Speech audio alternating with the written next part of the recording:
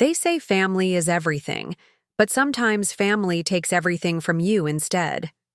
After my daughter passed away, I dedicated my life to raising her 3 children. I provided them with love, stability, and eventually, the college education they needed to succeed.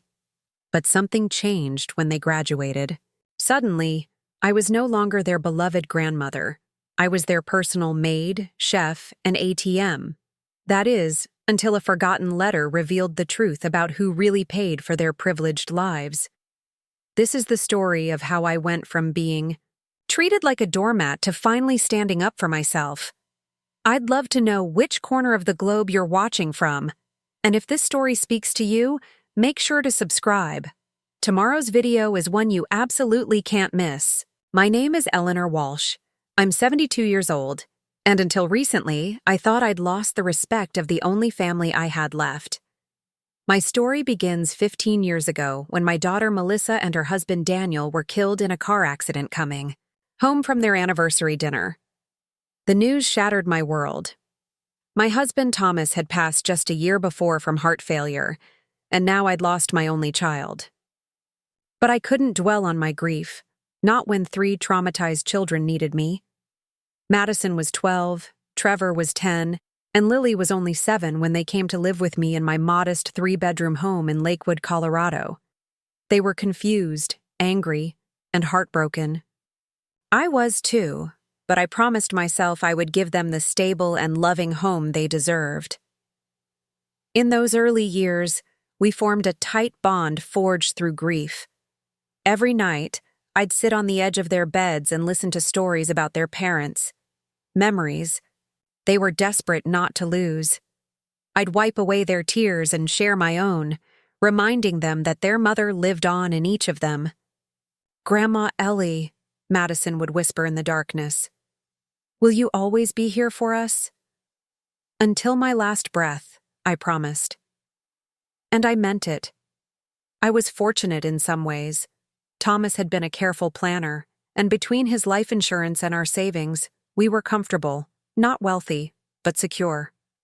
I also had my pension from 30 years of teaching elementary school, but raising 3 growing children isn't cheap, especially when you're determined they'll have every opportunity.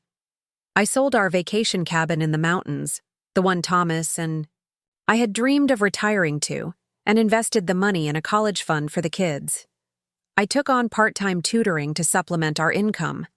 I clipped coupons and bought secondhand clothes for myself while ensuring the kids had everything I needed. No one looking at Madison, Trevor, and Lily would have guessed they were being raised by a widow on a fixed income. As they grew into teenagers, I watched with pride as each developed their own talents. Madison was a natural leader with a knack for debate and public speaking. Trevor had inherited his father's analytical mind and excelled in mathematics and science. Lily was our artist, filling sketchbooks with drawings that took my breath away. The high school years weren't always easy. Madison went through a rebellious phase, sneaking out to parties and coming home with alcohol on her breath. Trevor struggled with anxiety before big tests. Lily faced bullying for being the orphan girl. Through it all, I was their rock, attending every parent-teacher conference, driving to countless extracurricular activities, and staying up late to help with homework or just to talk. When college acceptance letters started arriving, I couldn't have been prouder. Madison got into Northwestern University for political science, Trevor was accepted to MIT for computer engineering, and Lily received a partial scholarship to Rhode Island School of Design. The partial scholarship wasn't enough, though, and I knew the other 2 schools would cost a fortune. That's when I made a decision I never told them about. I sold our family home, the one filled with memories of Thomas, of Melissa growing up, of the grandkids' first years with me.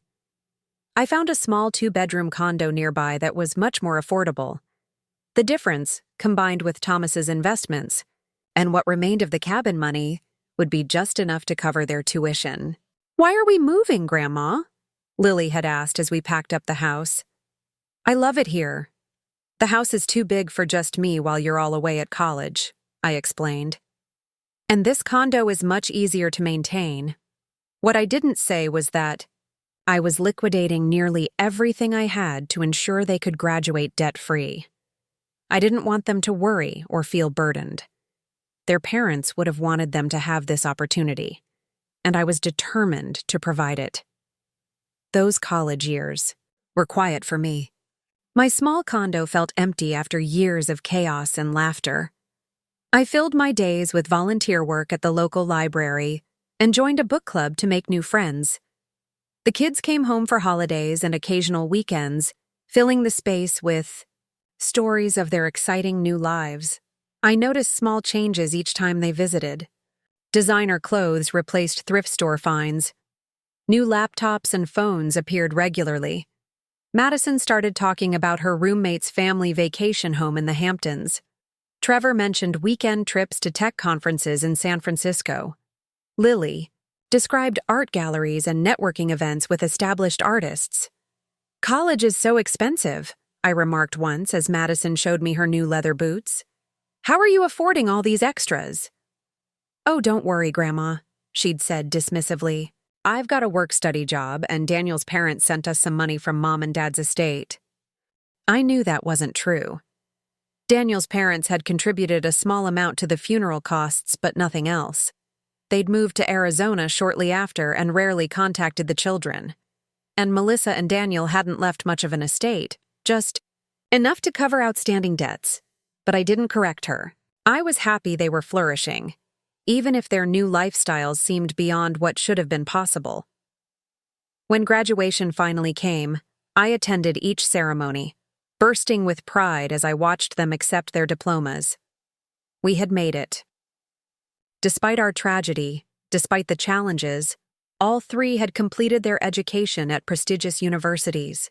Melissa and Daniel would have been so proud. After graduation, the real surprise came. All three announced they were moving back to Colorado. Madison had been offered a position at a political consulting firm in Denver. Trevor had secured a job with a tech startup in Boulder. Lily had decided to build her portfolio while working at an art gallery in the city. "We want to be close to you, Grandma," Trevor had said. "After all you've done for us." I was overjoyed. After years of rattling around my small condo alone, I would have my family nearby again. I imagined Sunday dinners, holiday gatherings, and the patter of great-grandchildren's feet in the future. What I didn't expect was that close to you would mean living with you. "It's just temporary," Madison explained as she moved her boxes into my guest room, "until I save enough for a down payment on a condo." "The rental market is insane right now," Trevor added, setting up his computer equipment in the corner of my living room. "And it makes no sense to waste money when you have all this space." "I'll help with groceries and cleaning," Lily promised, arranging her art supplies in what had been my small home office. I didn't have the heart to refuse them. And truthfully, part of me was happy to have them home. The condo quickly transformed, from my quiet sanctuary into a bustling household again. But something was different this time. The first signs were small. Dishes left in the sink, laundry piling up, groceries disappearing without being replaced. I found myself cooking meals for 4 adults instead of just myself, cleaning up after everyone, and watching my utility bills double. "Madison, could you please help with dinner tonight?" I asked one evening, after a particularly tiring day of volunteering. "Sorry, Grandma, I have a Zoom happy hour with my colleagues," she replied without looking up from her phone. "Can you just leave a plate in the microwave for me?" Similar conversations happened with growing frequency. Trevor needed me to iron his shirts for an important meeting. Lily asked me to clean her paintbrushes because she was too tired after a gallery event. They began to treat my home like a hotel and me like the staff. The financial strain became increasingly difficult to hide. My small pension was never meant to support 4 adults. I started dipping into what little remained of my emergency fund to cover groceries and utilities. "Grandma, the Wi-Fi is too slow," Trevor complained one morning. "We need to upgrade to the premium package." "And we're almost out of coffee again," Madison added. Can you pick some up when you go to the store? The organic kind this time, not the cheap stuff. I found myself nodding and adding items to my shopping list, even as I calculated how I would stretch my Social Security check to cover these new expenses. The real wake-up call came 6 months after they'd moved in. I was searching through my desk for some insurance paperwork when I overheard a conversation from the living room. "So are you coming to Cancun with us next month?" Madison was speaking to someone on her phone. "Yeah, it's only like $2,000 for the all-inclusive package." $2,000. That was nearly 3 months of my grocery budget. Later that evening, I found a credit card statement that Trevor had left on the kitchen counter. Designer clothes, expensive restaurants, concert tickets, all while he contributed nothing to the household expenses. That night, I lay awake staring at the ceiling, wondering how we had arrived here. How had the children I raised, the ones who used to crawl into my lap for comfort, who made me handmade Mother's Day cards, who once told me I was the strongest person they knew, become so entitled and thoughtless? The next morning, I decided to have a family meeting. I prepared a special breakfast, blueberry pancakes, their favorite since childhood, and called everyone to the table. "We need to talk about household responsibilities," I began gently. "I'm happy to have you all here, but I need help with expenses and chores." The response was not what I expected. "Grandma, we're all working really hard to establish our careers," Madison said in the condescending tone she now often used with me. "We don't have time for chores. And I'm already paying off my student loans and trying to save," Trevor added. "I can't afford to contribute much financially right now." A lot of love and effort went into bringing this story to life. If you're enjoying it, we'd be so grateful if you'd subscribe to our channel. Now, back to where we left off. "My gallery job barely covers my art supplies," Lily chimed in. "You know how hard it is for artists to make money initially." I felt my chest tighten. "But I'm on a fixed income," I tried to explain. "And at my age, I can't keep up with all the housework." "Maybe you should look into those senior job programs," Madison suggested casually. "A lot of older people are working part-time at grocery stores now." I stared at her speechless. Had I really raised someone who could suggest that her 72-year-old grandmother should bag groceries to support 3 able-bodied adults with college degrees? "Or you could downsize again," Trevor suggested. "This condo is probably worth more than when you bought it. You could get something even smaller and free up some cash." The conversation ended with vague promises to do better and try to help more, but nothing changed. In fact, things got worse. They began to invite friends over for dinner parties that I was expected to cook for. They borrowed my car without asking and returned it with an empty gas tank. They scheduled repair people to come to the condo during hours when they would be at work, leaving me to wait and pay the bills.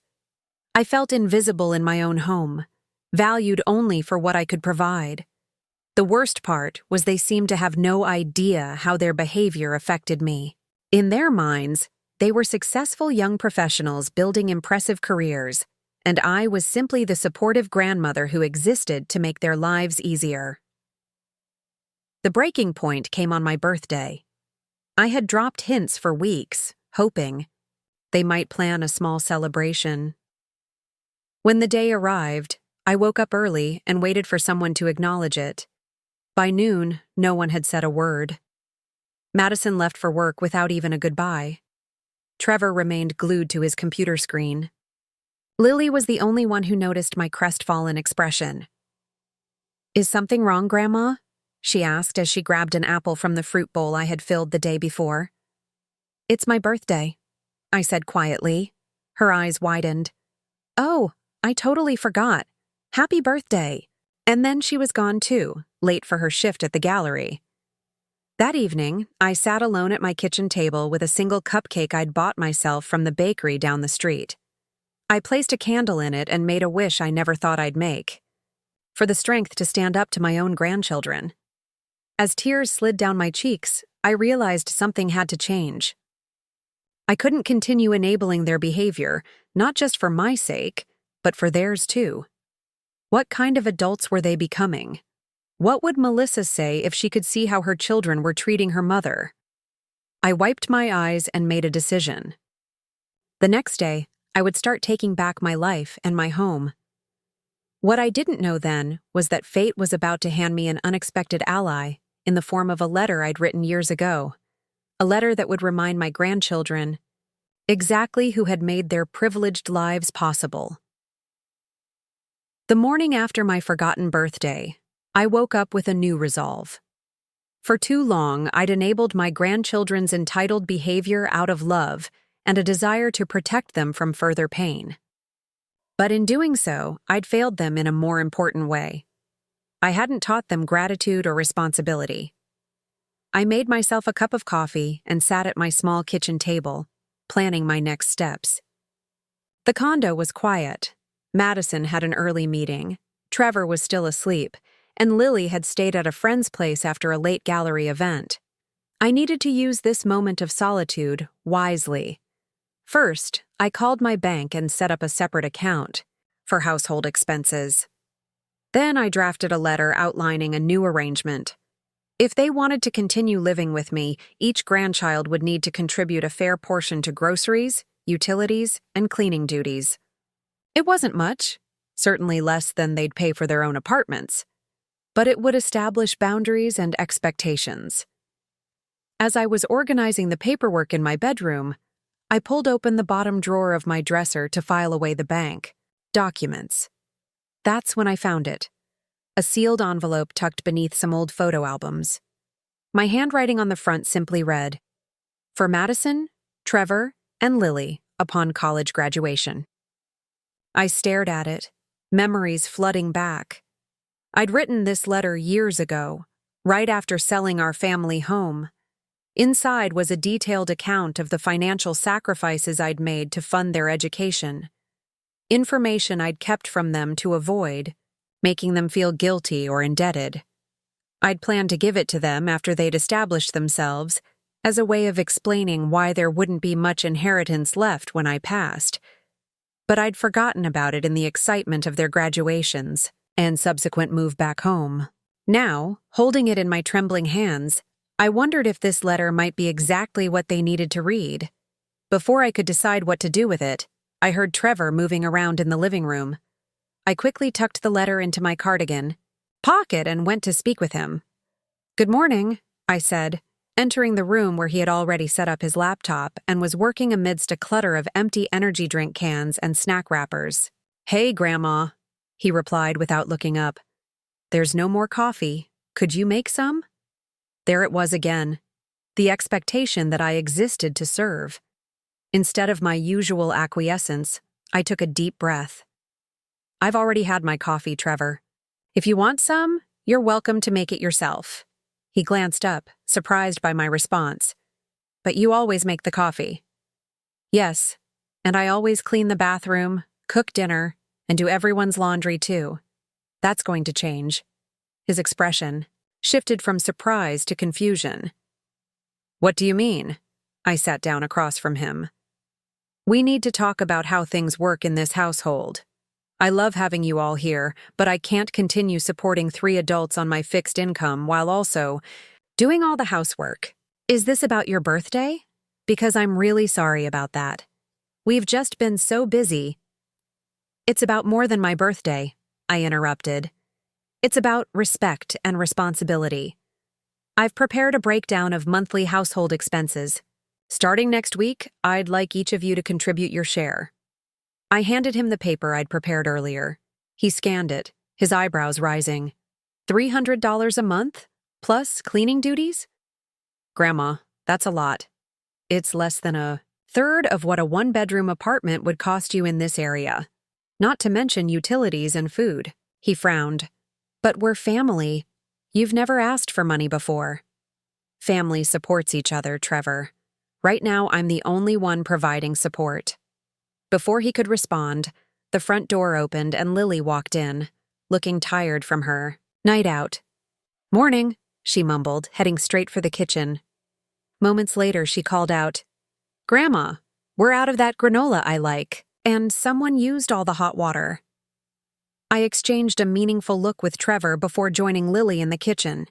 It was time to continue the conversation with her present. Over the next hour, I explained my new household policy to Lily, and later, to Madison when she returned from her morning meeting. Their reactions were similar to Trevor's: disbelief followed by defensiveness. "I just don't understand why this is suddenly an issue," Madison said, pacing the small living room.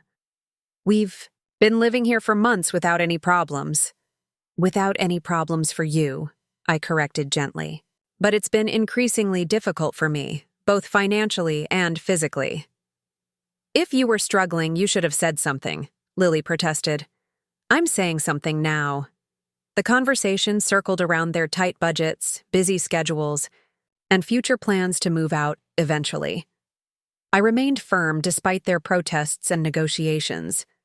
By the end of our discussion, they reluctantly agreed to the new arrangement, though the atmosphere in the condo had grown tense. That night, alone in my room, I took out the forgotten letter again. Should I share it with them? Would knowing the extent of my sacrifices change their perspective, or would it just create guilt that might damage our relationship further?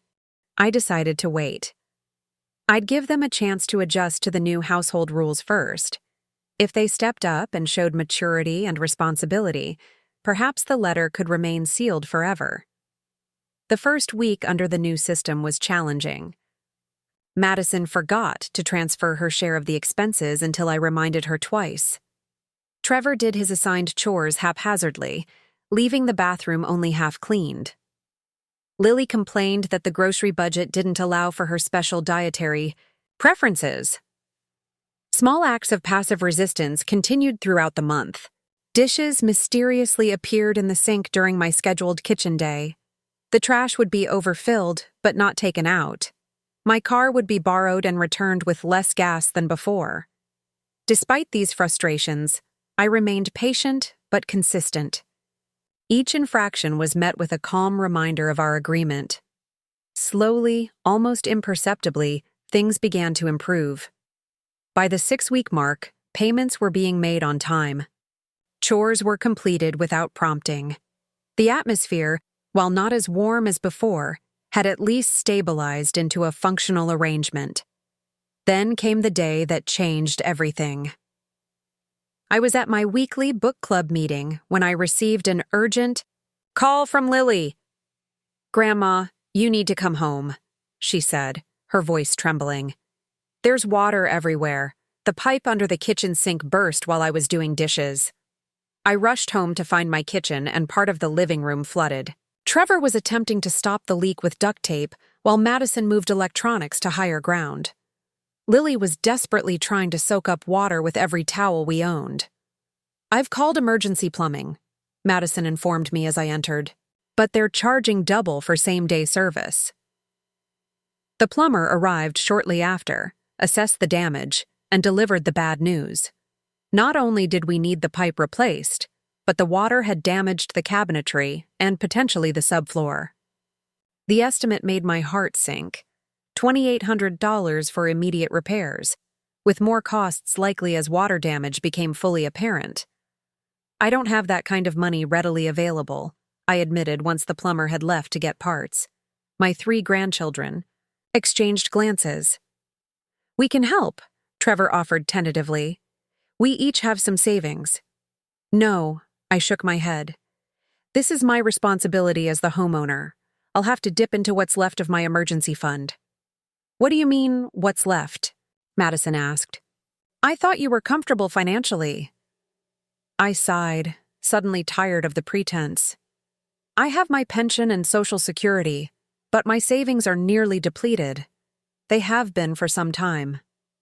"But what about the money from selling Dad's parents' vacation home? And Mom and Dad's life insurance?" Lily asked. "You always said we were taken care of." "And you were," I answered. "Every penny went to ensuring you 3 had what you needed, especially your education." A heavy silence fell over the room. For the first time, they seemed to be truly seeing me.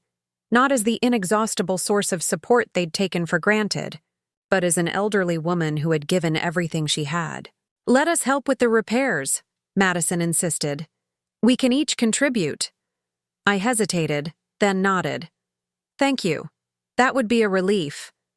While waiting for the plumber to return, we began the cleanup process.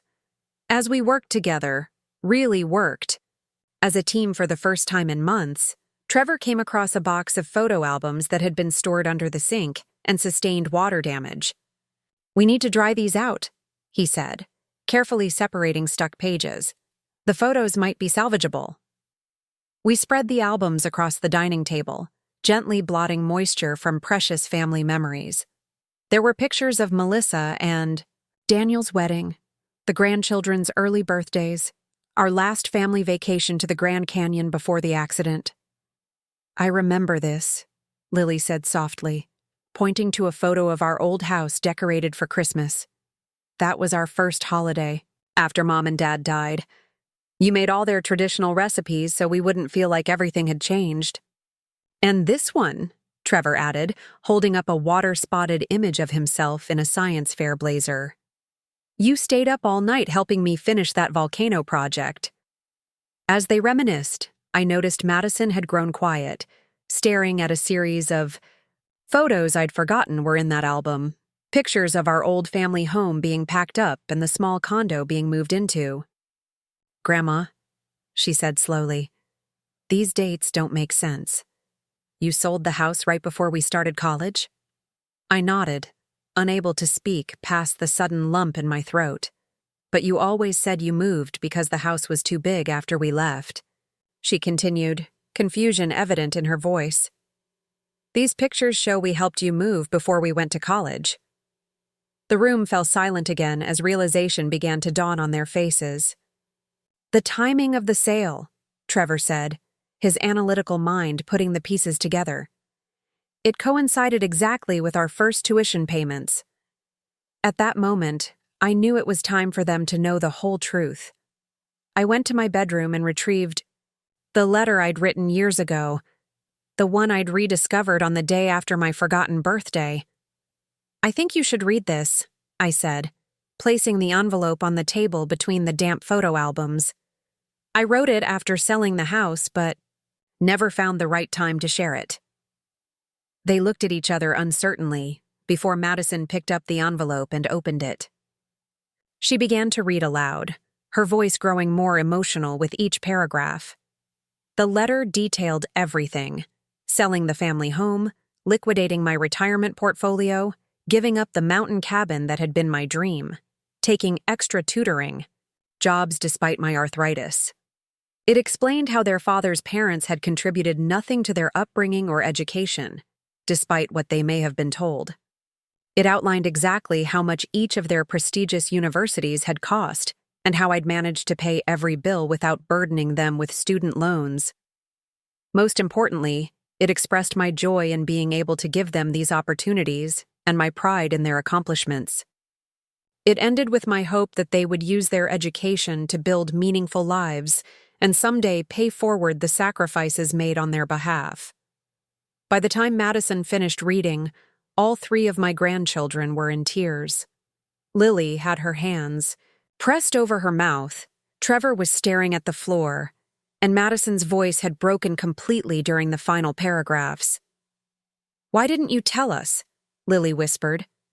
"I didn't want you to feel burdened or guilty," I explained. "You'd already lost so much. I wanted you to focus on your futures, not worry about me." "We could have gone to state schools," Trevor said, "or gotten student loans like everyone else. I wanted you to have the best opportunities possible. Your mother and father would have done the same if they could have." Madison stood abruptly and walked to the window, her back to us as she composed herself. When she turned around, her expression had transformed from shock to determination. "This ends today," she declared. "Everything changes right now."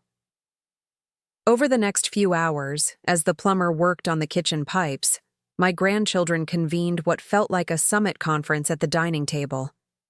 They spoke in hushed, urgent tones, occasionally asking me questions about my finances, health, and needs. I answered honestly, no longer protecting them from the reality of my situation. When they finally presented their plan, I was speechless. They had restructured everything: the financial arrangements, household responsibilities, and future living situations. First, Madison began, we're not just contributing to household expenses anymore. We're taking them over entirely. Rent, utilities, groceries, all of it. Second, Trevor continued, we're establishing a repair fund for the condo and starting to rebuild your emergency savings that we've inadvertently depleted.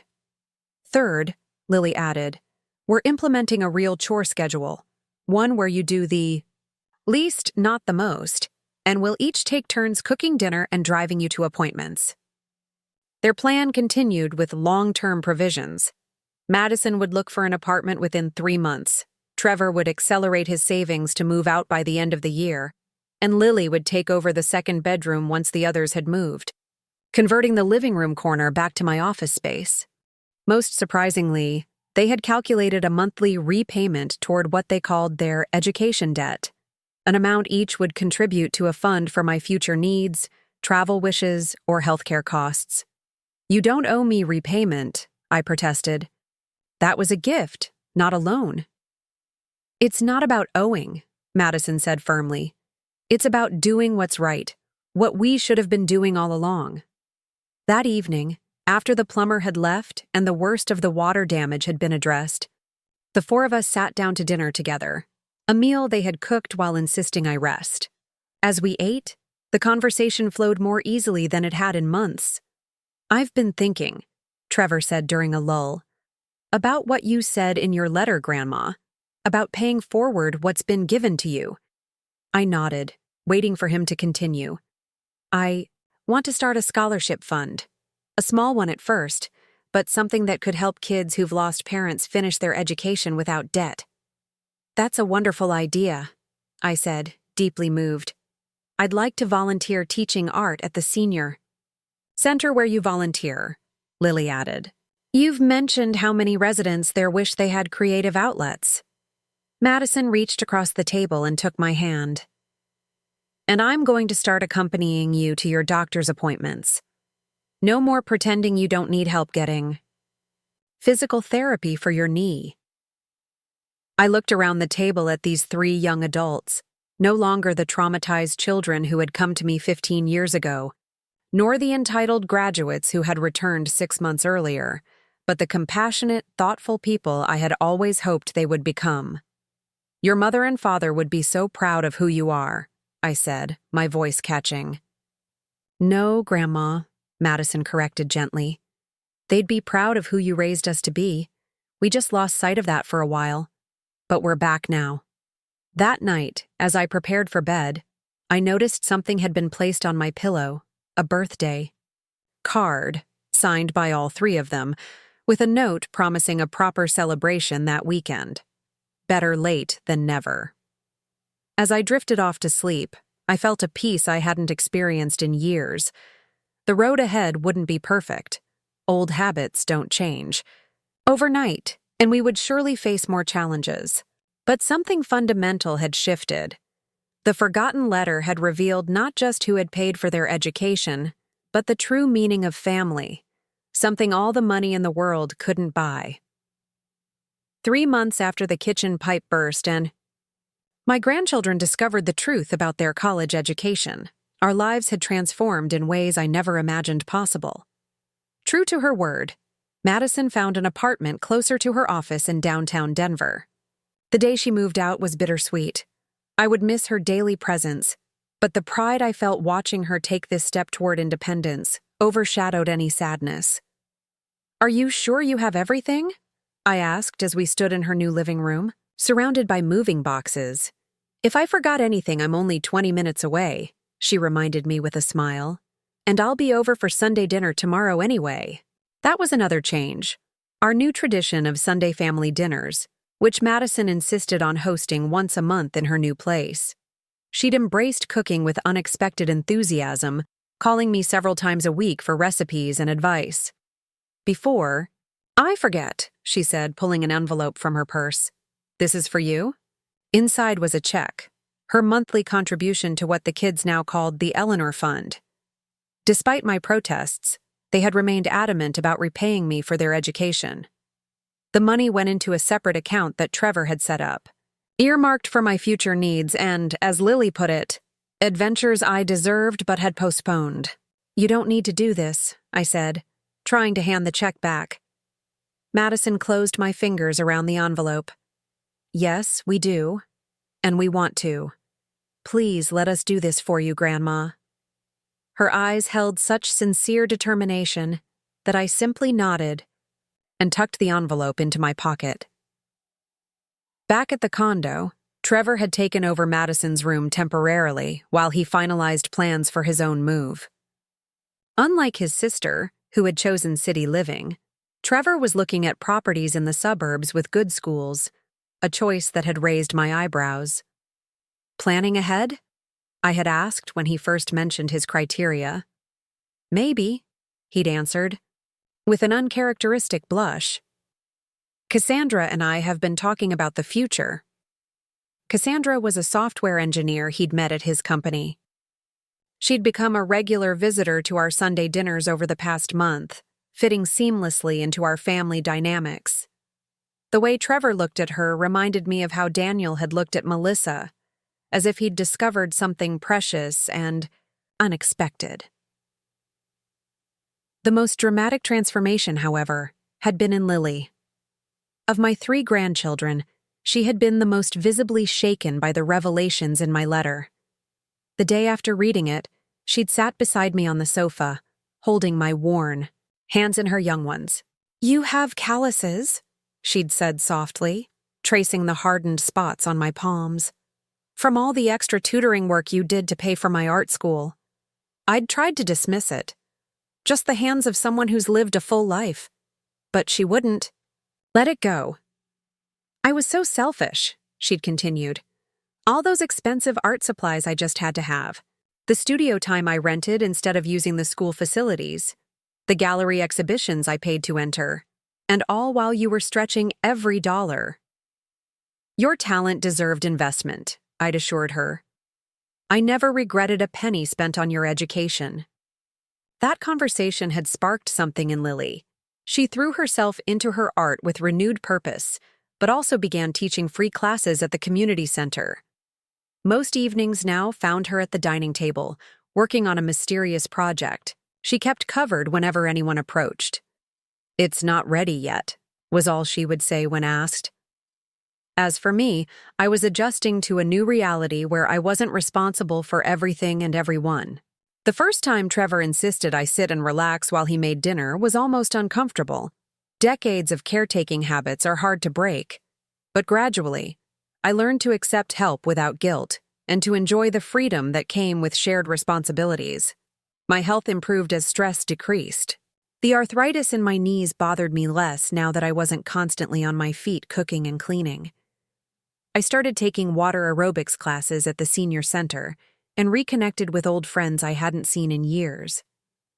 One friend in particular, a kind widower named Howard who volunteered at the library with me, had begun calling more frequently. Howard seems nice, Lily had commented after he dropped me off from a book club meeting. He has kind eyes. He's just a friend, I'd responded automatically, though the warm feeling in my chest suggested otherwise.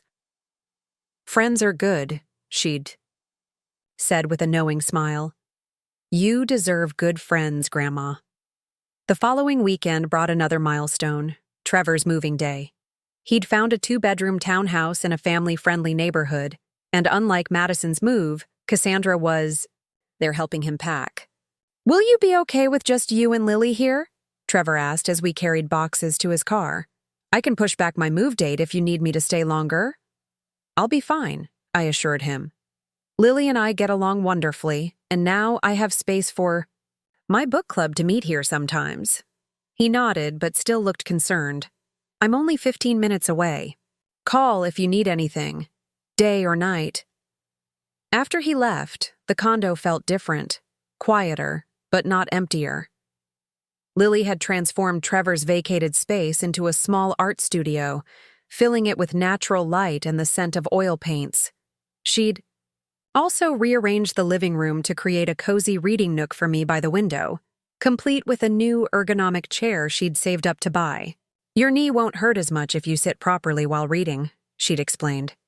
"Besides, I need you to be comfortable so you can pose for me sometime." That request came sooner than expected. The following week, Lily asked if I would sit for a portrait. "Not a photographic one," she clarified. "A proper painted portrait. I need about 2 hours of your time." I agreed, curious about this project she'd been so secretive about. She positioned me in the new chair, arranged the lighting, and began sketching with an intensity I hadn't seen before. "Tell me about your childhood," she requested as she worked. "The parts I've never heard about." So I did. I told her about growing up in rural Pennsylvania, about my parents who had worked factory jobs their whole lives, but insisted their daughter would go to college. I shared stories about meeting Thomas in my sophomore year, about our simple wedding, and the years of teaching while he built his accounting practice. I talked about Melissa as a child, her stubborn streak that Madison had inherited, her love of science that lived on in Trevor, her artistic sensibility that had blossomed in Lily. "You've given up so much for others," Lily observed as she mixed. "Paints.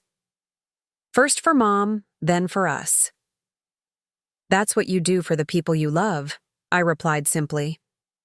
It never felt like sacrifice at the time, just choices that needed to be made. She was quiet for a moment, focused on her canvas. "Did you ever have dreams you set aside? Things you wanted just for yourself?" The question caught me off guard. No one had asked about my dreams in so long that I'd nearly forgotten I'd had them. "I wanted to see the world," I admitted. "Thomas and I always planned to travel after retirement. We had a map with pins marking all the places we would visit: Paris, Rome, Tokyo, Sydney. Then he got sick, and afterward there were you three to think about." "You still could," Lily suggested. "Travel, I mean. You're not too old." I laughed softly. "Perhaps a few places. The Eleanor Fund might stretch to a trip or two." "Hold that thought," she said, her brush moving quickly now. "That smile? It's perfect."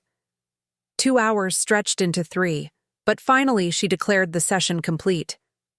"The finished piece will take a few more days," she explained, carefully covering the canvas. "It's part of something bigger." I didn't press for details, but my curiosity grew over the next week, as Lily made several mysterious phone calls and Madison and Trevor made unexpected visits, huddling with their sister in her makeshift studio. Then came an invitation. A proper. Paper 1, delivered by Madison in person. "You're invited to a gallery opening," she announced, handing me an elegant cream-colored card. "Cocktail attire requested." The invitation was for the following Friday at a small but prestigious gallery in Denver's Arts District, the same one where Lily worked. The featured exhibition was titled "Legacies, Portraits of Sacrifice and Love." "Is this Lily's show?" I asked, surprised. Her work had been included in group exhibitions before, but never as the featured artist. "Just be there at 7, Madison said with a secretive smile. "Trevor and I will pick you up at 6. The week passed in a flurry of preparation. Madison took me shopping for a new dress, a deep burgundy sheath that she insisted brought out the warmth in my complexion. Trevor arrived with a professional hairstylist the day of the event, someone Cassandra knew who specialized in elegant styles for distinguished women, as he put it. By the time we arrived at the gallery, I hardly recognized myself in the reflection of the car window, hair styled in soft waves, a touch of makeup enhancing my features, the new dress complemented by a vintage pearl necklace that had been my mother's.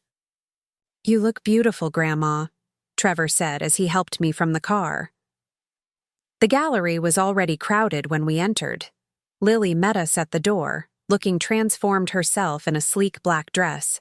her typically casual hair swept up in a sophisticated twist. "Thank you for coming," she said formally, as if I were any other guest. "Let me show you around." The exhibition space had been divided into sections, each featuring a series of portraits. As Lily guided me through, I realized these weren't just any portraits. They told stories of sacrifice and love across generations.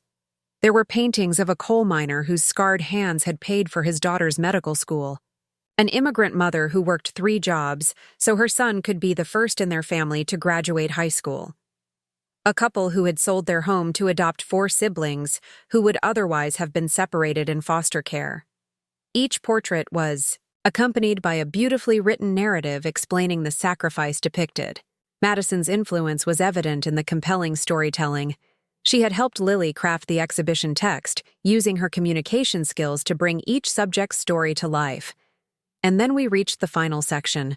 There, on the featured wall, hung a triptych, 3 large canvases forming one cohesive work. The central and largest painting was of me, seated in my reading chair, with an expression of serene wisdom and gentle strength that I hardly recognized as myself. Lily had captured something in my eyes that I couldn't name, a depth of experience, perhaps, or the quiet satisfaction of a life lived in service to others. Flanking this central portrait were 2 additional canvases. On the left was a painting, based on an old photograph of Thomas and me on our wedding day, young and full of dreams. On the right was a family portrait, Madison, Trevor, and Lily as they were now, standing together as the accomplished adults they had become. Beneath the triptych was a simple plaque. Eleanor, the legacy of sacrifice. And below that, a narrative that brought tears to my eyes. When tragedy struck, Eleanor Walsh sold her home, liquidated her retirement savings, and postponed her dreams to ensure her grandchildren could achieve theirs. Without complaint or recognition, she worked extra jobs despite advancing arthritis, clipped coupons while providing brand-name clothes for growing teenagers, and slept on a sofa bed so each child could have their own room.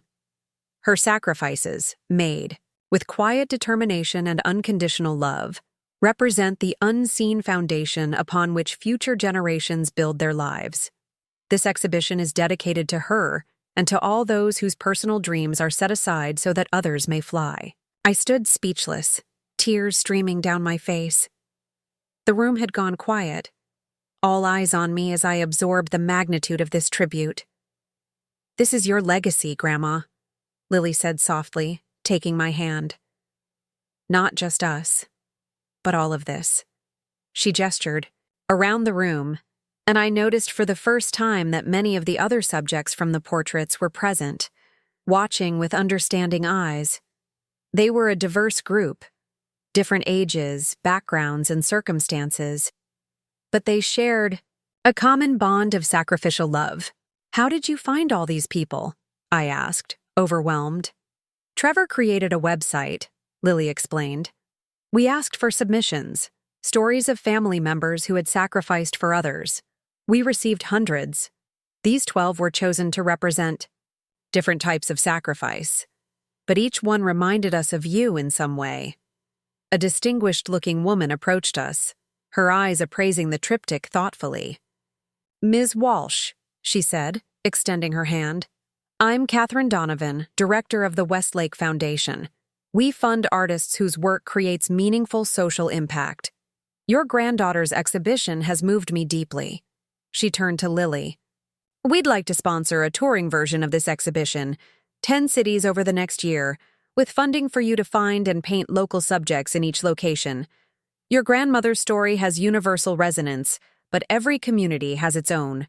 Unsung heroes whose stories deserve to be told." Lily's eyes widened. This was the opportunity of a lifetime: recognition, funding, and the chance to expand her artistic vision beyond anything she'd imagined. "That's," she began, but then looked at me uncertainly. "That would mean a lot of travel. I'd have to leave Denver, leave Grandma." I squeezed her hand. "This is exactly what I paid for your education for. so you could pursue opportunities like this. I'll be fine." "Actually," Madison interjected, stepping forward, "we've been discussing that." "Trevor, do you want to explain?" Trevor cleared his throat. "Grandma, we've been thinking about what you said, about wanting to see the world.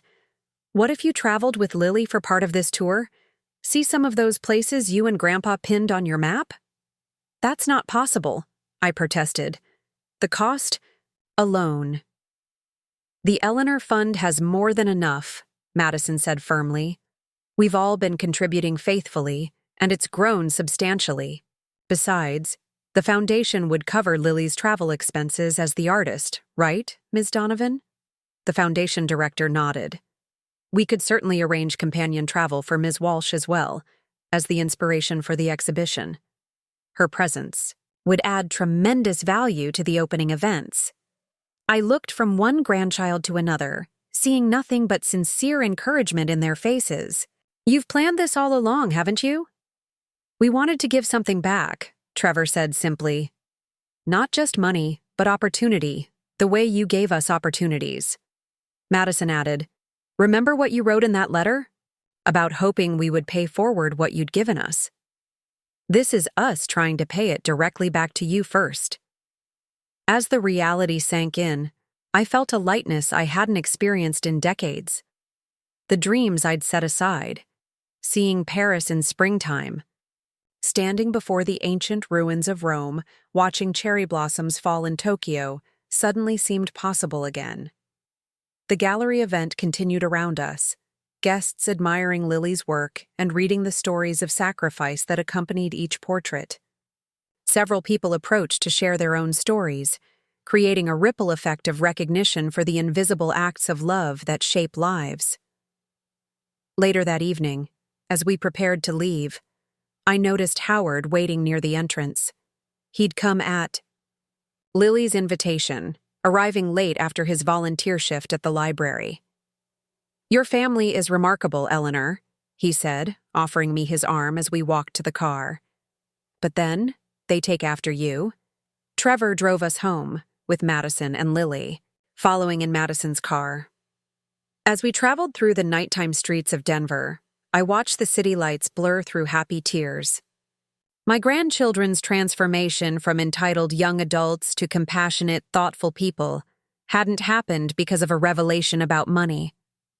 The letter and photographs had simply awakened something that was already within them, values I had modeled throughout their lives. Back at the condo, we gathered in the living room with slices of celebration cake Madison had arranged. As conversation flowed around me, Trevor and Cassandra discussing possible wedding venues, Madison describing her recent promotion, Lily explaining exhibition logistics to Howard, I felt a profound sense of completion. My grandchildren had once treated me like their maid, taking for granted all I had given them. Now they had not only recognized my sacrifices, but had found ways to honor them that went beyond simple gratitude. They had integrated the lesson of sacrifice into their own lives, discovering in the process that giving to others creates a different kind of wealth, one that can never be depleted.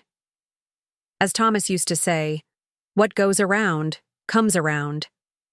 But sometimes, what comes around is greater than what went before, multiplied by love, expanded by understanding, and transformed into something more beautiful than you could have imagined. I may have paid for their college tuition, but the education my grandchildren received from finally understanding the true cost of love, that was priceless. 1 year after Lily's gallery exhibition, I found myself sitting at a cafe along the Seine River, watching boats drift by as the Eiffel Tower sparkled. In the evening light, Paris in spring was everything Thomas and I had dreamed it would be. The blossoming chestnut trees, the melodic French conversations floating around me, the subtle interplay of history and modernity at every corner. "More tea, Eleanor?" Howard asked, returning to our table with fresh pastries. "Yes, please," I replied, smiling at my companion. Howard had accompanied me for the European portion of Lily's exhibition tour. What had begun as friendship had blossomed into something more profound during our shared adventures. He was kind, thoughtful, and made me laugh in a way I hadn't since Thomas passed. At our age, we didn't bother with labels or definitions. We simply enjoyed each day together with the wisdom that comes from knowing how precious time truly is. Lily's exhibition had been more successful than anyone anticipated. Legacies of sacrifice had resonated deeply across cultural boundaries, expanding from the original 10 cities to 15, including international venues in London, Paris, Rome, and Tokyo. Critics praised her ability to capture the universal language of familial love through her paintbrush, and her career had taken flight in ways she'd never imagined. "Mom would be so proud," Lily had whispered during the London opening, linking her arm through mine as we stood before her paintings. It was the first time she'd referred to Melissa as Mom instead of Mother in years, a subtle shift that signaled her healing. My phone chimed with an incoming video call, pulling me back to the present moment. Howard moved his chair closer as I answered, and Madison's face appeared on the screen. "Grandma! You won't believe what happened," she exclaimed, her expression radiant. "The Education Initiative passed, full funding for the scholarship program." Madison had channeled her political consulting skills into advocacy work, establishing a foundation that provided college scholarships for students who had lost parents. The seed money had come from Trevor's tech success, but Madison's persuasive abilities had secured government-matching funds that would expand their reach tenfold. "That's wonderful news, sweetheart," I said, genuine pride warming my voice. "How many students will benefit?" "At least 50 per year in Colorado alone, with potential for nationwide expansion," she explained. "And guess what we're calling it? The Melissa and Daniel Scott Memorial Scholarship." Tears pricked my eyes. My daughter and son-in-law's legacy would live on through generations of students who might otherwise have missed their chance at higher education. "Have you told your brother and sister?" I asked. "Trevor knows. He's the one who matched the initial donations." "Lily's next on my call list," Madison replied. "Oh, and speaking of Trevor, have you received their invitation yet?" I nodded. Trevor and Cassandra's wedding invitation had arrived at my Paris hotel just yesterday, an elegant card announcing their ceremony in the Denver Botanical Gardens 3 months from now. The timing would coincide perfectly with my scheduled return from the exhibition tour. "I can't believe my grandson is getting married," I said, still somewhat amazed by how quickly life had moved forward. Madison laughed. "Well, believe it, and just wait until you see the house they've bought. 4 bedrooms. They're definitely planning ahead." After finishing our call with Madison, Howard and I strolled along the riverbank, discussing the day's exhibition and tomorrow's journey to Rome. The evening air was cool but pleasant, filled with the scent of spring blossoms and freshly baked bread from nearby patisseries. "You know," Howard mused as we walked hand in hand, "when my wife died, I thought my life story had essentially ended. Just a quiet epilogue of gardening and grandchildren until my own final chapter. I never imagined this, traveling the world, falling in love again, being part of something meaningful." I squeezed his hand gently. "I felt the same way after Thomas passed. Then life threw me another curveball with Melissa and Daniel's accident. I thought raising the grandchildren would be my final act of service before quietly fading away. I never expected a renaissance," he suggested. The word struck me as perfect. A rebirth. It is flourishing. At 73, I was experiencing adventures and joys I had postponed for decades. Later that night, I opened my laptop to find an email from Lily containing photographs from the Paris exhibition. Among them was a candid shot someone had taken of me standing before the triptych, Howard at my side. The photograph captured a moment of pure contentment, my expression serene, posture straight, eyes bright with emotion. I barely recognized myself compared to the tired, stressed woman I'd been 2 years earlier. Back then, I'd felt invisible, valued only for practical services rendered, my own needs and dreams forgotten by everyone, including myself. A text message arrived from Trevor. Just saw Lily's photo from tonight. You look happy, Grandma. Really? Happy. That's all we want for you now. Attached was a picture of him and Cassandra standing in the empty nursery of their new home, paint swatches held against the wall. The caption read, "Yellow or green? Asking for a future family member." Gasped, quickly typing, "Are you saying what I think you're saying?" 3 dots appeared. Then, "Just planning ahead. But not too far ahead. Doctor says everything looks good so far. 12 weeks tomorrow. Don't tell Madison. We're surprising her this weekend. Great-grandmother. Another role I hadn't expected to live long enough to fulfill." I pressed a hand to my heart, overwhelmed with gratitude. As I prepared for bed that night, I reflected on the extraordinary journey of the past 2 years.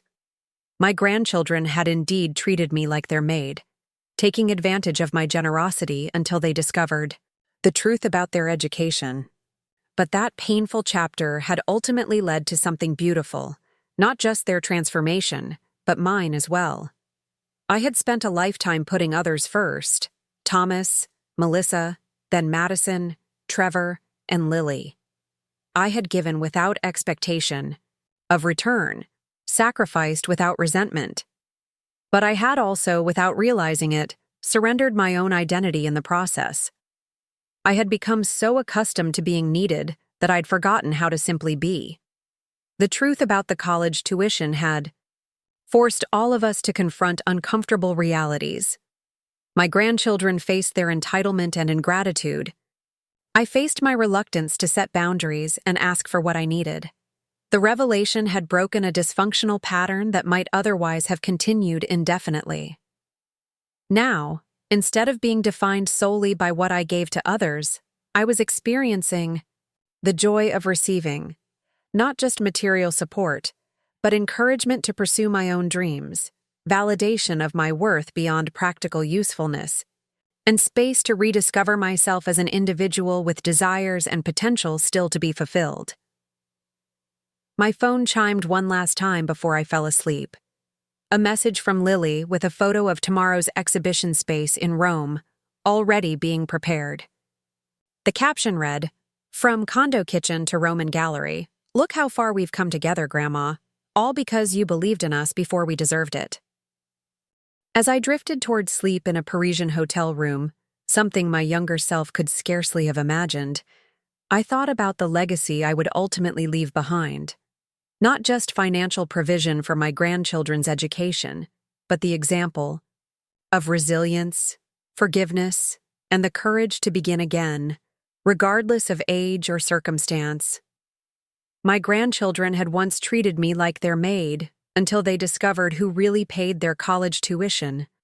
But what they ultimately discovered was far more valuable than the knowledge of who had funded their education. They discovered the true cost and meaning of unconditional love.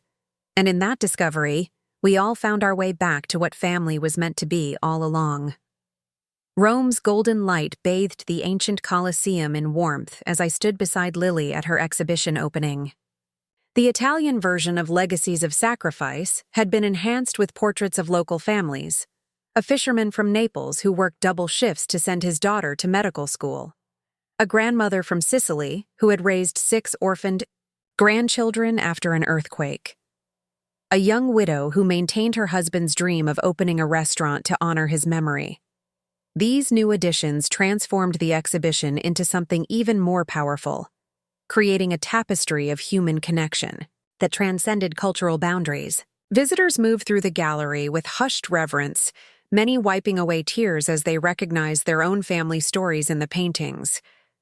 "I never imagined my work could touch people like this," Lily confessed as we watched an elderly Italian man explain the exhibition to his young grandson, their heads bent close together as they studied a portrait. "Art has always been a universal language," I replied.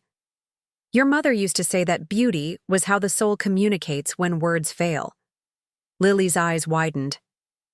"I don't remember her saying that." You were very young, I explained. She would tell you that when you'd get frustrated trying to express yourself. Even at 4 years old, you were already trying to capture the world with your crayons.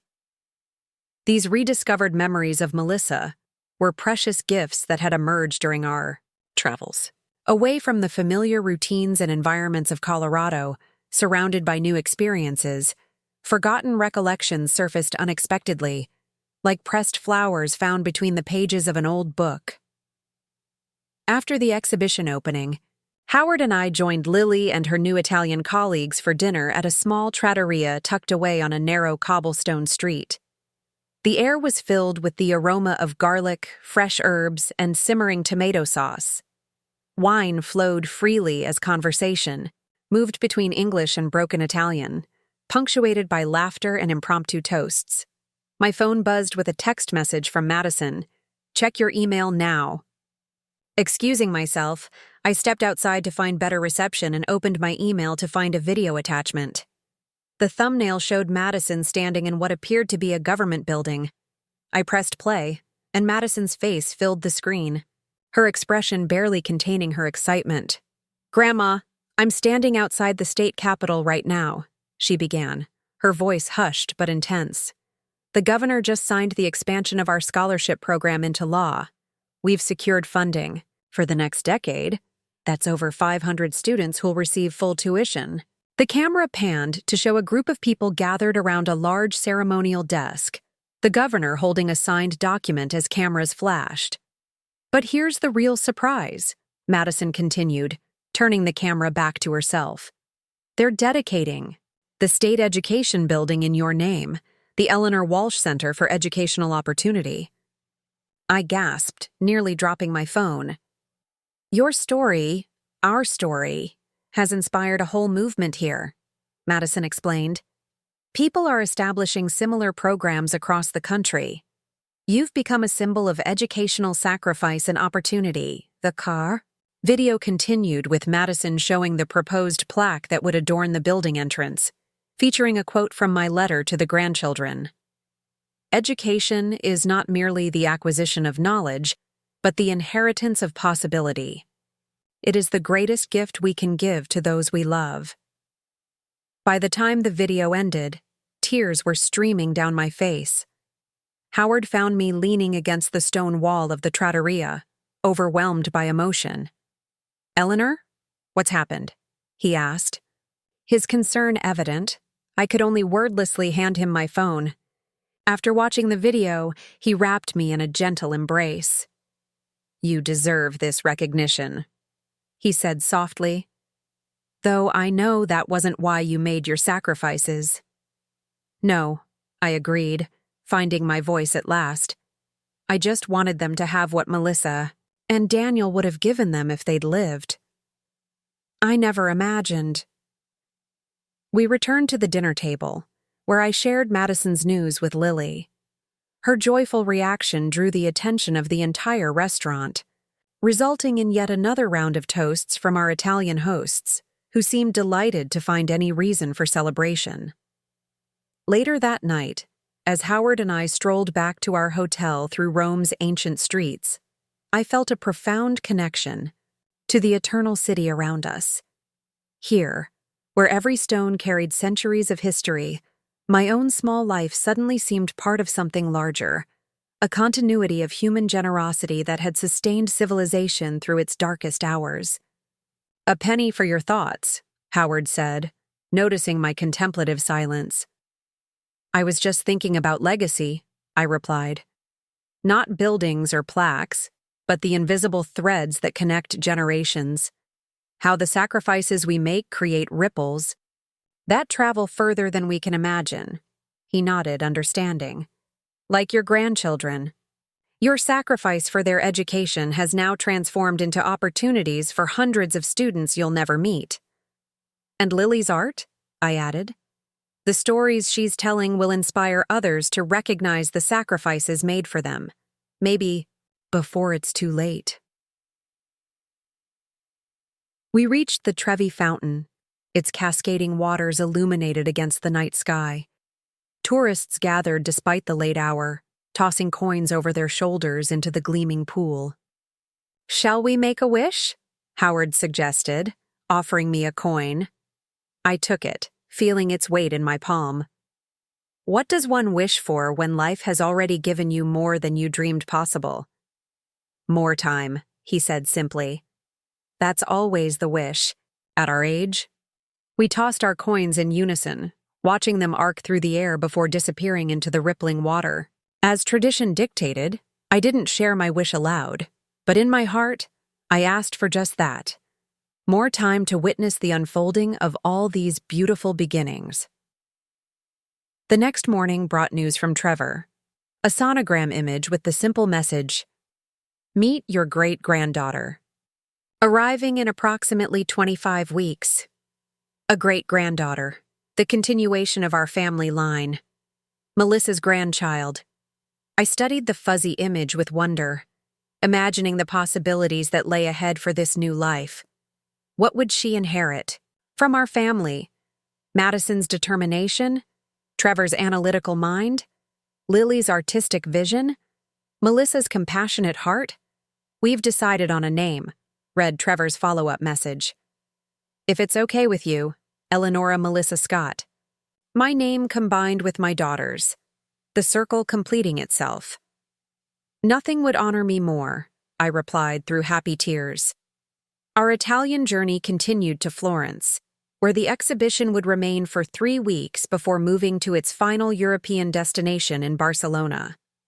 Howard and I spent our days exploring Renaissance masterpieces in the Uffizi Gallery and the Accademia, where Michelangelo's David stood in timeless perfection. "It's humbling, isn't it?"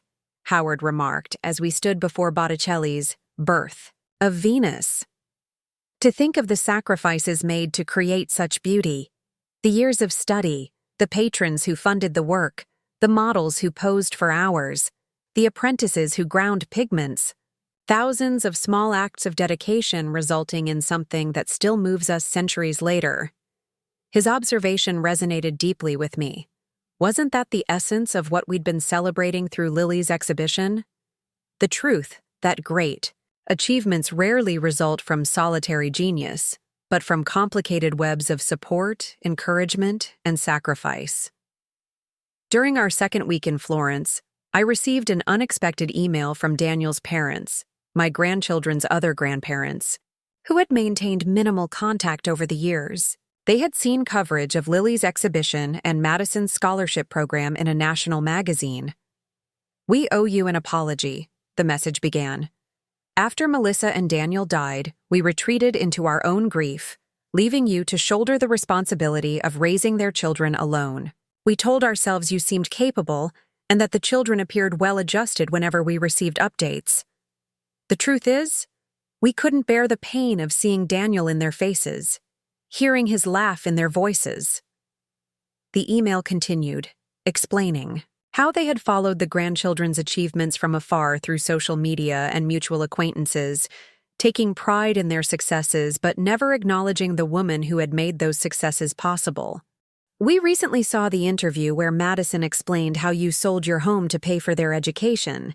We had always assumed Daniel's life insurance covered those expenses. Learning about your sacrifices has forced us to confront our own failure, to support our son's children." They closed by asking if we might connect via video call, a first step toward establishing some relationship, however belated, with the family they had kept at arm's length for 15 years. I shared the message with Lily over lunch the next day, seeking her perspective on how Madison and Trevor might feel about this unexpected outreach. "I think it would be healing for everyone," Lily said after careful consideration. "Madison has been researching intergenerational trauma for the scholarship program. She talks about how unresolved grief can affect families for decades if not addressed. And you?" I asked gently. "How would you feel about reconnecting with them?" Lily twirled pasta around her fork thoughtfully. "I barely remember them. But I'd like to know more about Dad's side of the family, especially now that Trevor's having a baby. Family history becomes more important when you're creating the next chapter." That evening, I responded to Daniel's parents, suggesting a video. call the following weekend when Lily would be available to join us. Their immediate, enthusiastic response suggested they had been gathering courage for this outreach for some time. Our final days in Florence passed in a blur of beauty and reflection. Howard and I visited the Boboli Gardens, wandering through cypress-lined paths and pausing beside tranquil fountains. We attended an opera at the historic Teatro della Pergola and savored authentic Tuscan cuisine at tiny restaurants where tourists rarely ventured. Throughout it all, I found myself contemplating the unexpected turns my life had taken. How the worst tragedy, losing my daughter and son-in-law, had set in motion a journey that would eventually lead to this moment of profound fulfillment. How my grandchildren's temporary ingratitude had ultimately resulted in deeper appreciation and connection. How the letter revealing their education funding had unlocked not just their gratitude, but my own liberation from a pattern of silent sacrifice. The video call with Daniel's parents, Richard and Carol Scott, took place in our hotel suite, with Lily beside me on the sofa.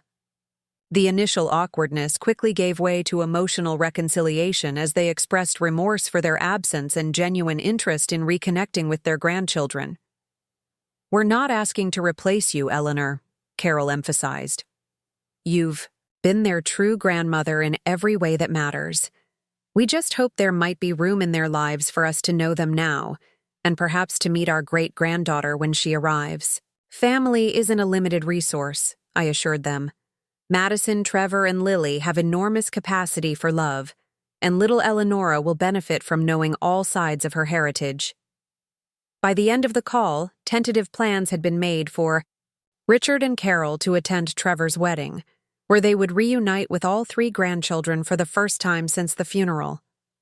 It wouldn't be an instant fairy tale reconciliation, but it was a beginning, another broken connection on its way to healing. After saying goodbye to Florence, Howard and I accompanied Lily to Barcelona for the final European exhibition. The Spanish version attracted even larger crowds, with local media celebrating the universal themes of family sacrifice and intergenerational support. "I've been offered a visiting professor position at the Barcelona Academy of Arts," Lily revealed during our farewell dinner. "It would start next fall, after the Tokyo exhibition closes." "That's wonderful news," I said, though I felt a twinge of sadness at the thought of her being so far from home. "I'm nervous about being away from everyone," she admitted, "especially with the baby coming. But it's just for one academic year, and they're offering studio space that would normally take years to access." "Then you must accept," I said firmly. "We can visit, and you'll be home for holidays. Distance doesn't diminish family bonds. If anything, it can strengthen them by removing the everyday frictions and highlighting what really matters." Howard nodded in agreement. "My daughter lived in Australia for 5 years. When we did see each other, the time was precious and intentional.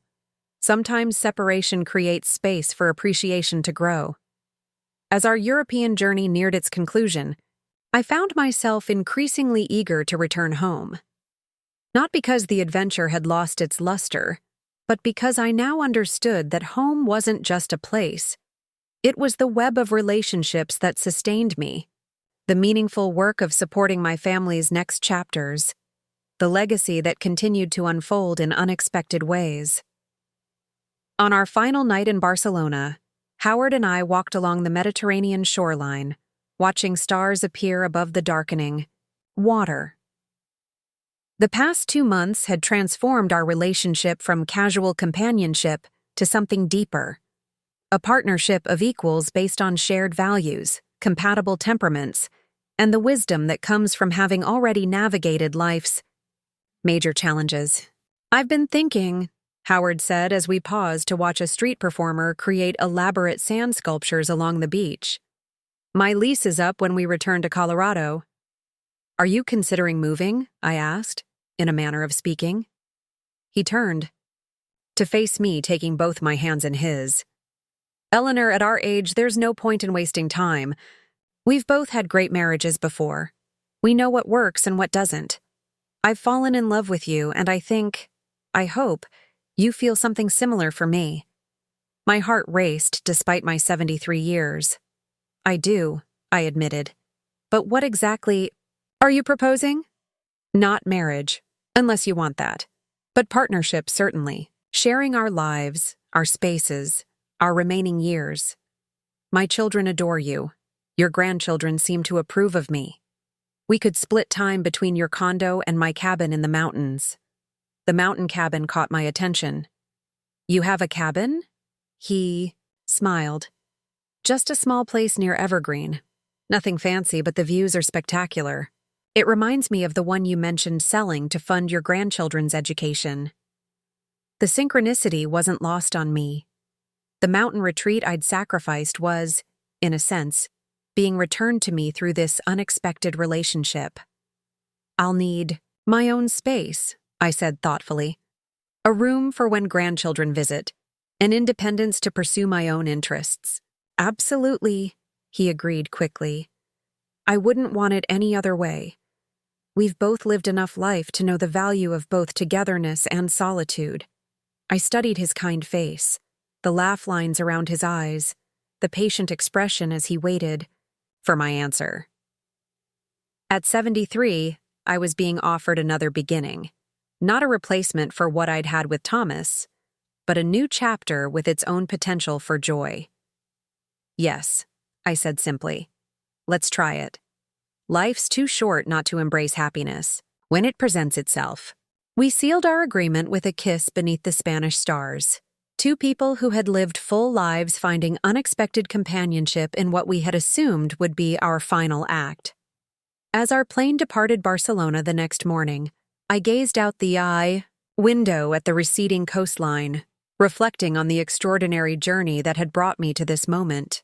What had begun with my grandchildren treating me like their maid had evolved into a renaissance of possibilities I could never have anticipated. The discovery of who had really paid their college tuition had been just the beginning, the pebble that started an avalanche of transformation.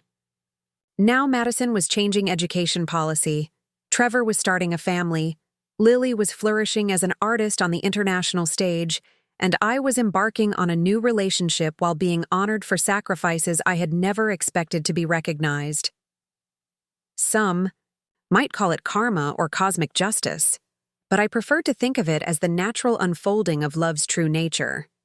Genuine love, freely given without expectation of return, creates a foundation of goodness that eventually finds its way back to the giver, though rarely in the form we might anticipate.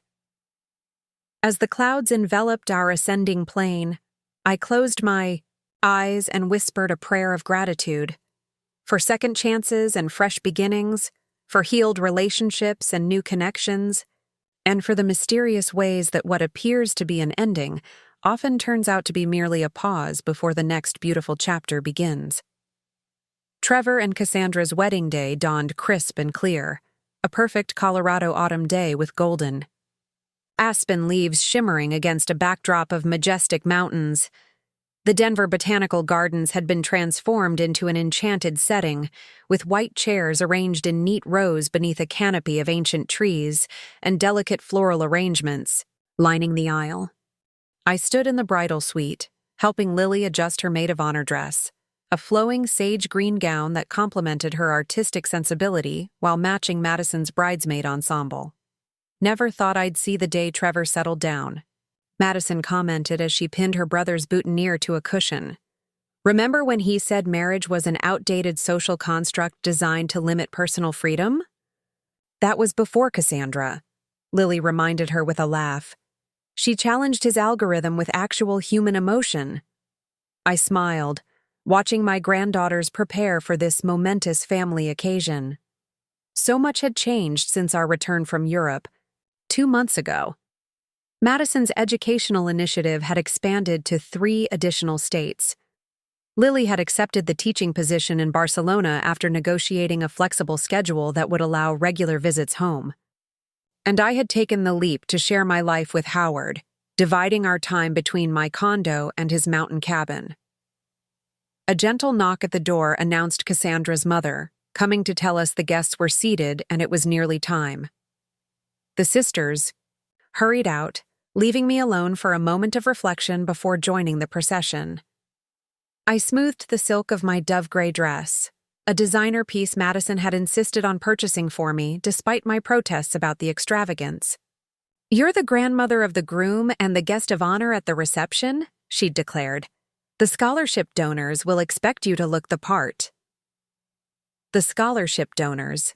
Even now, it seemed surreal that the intimate family wedding had expanded to include representatives from the Educational Foundation, state officials, and prominent supporters of Madison's initiative.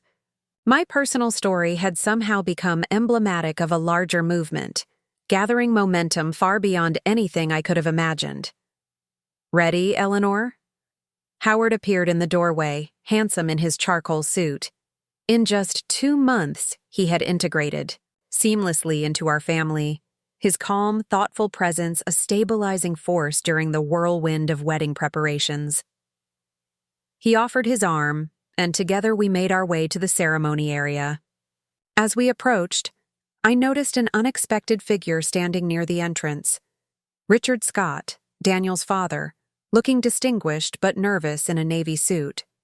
His wife Carol stood beside him, clutching a handkerchief. This would be their first reunion with all 3 grandchildren since the funeral 15 years ago.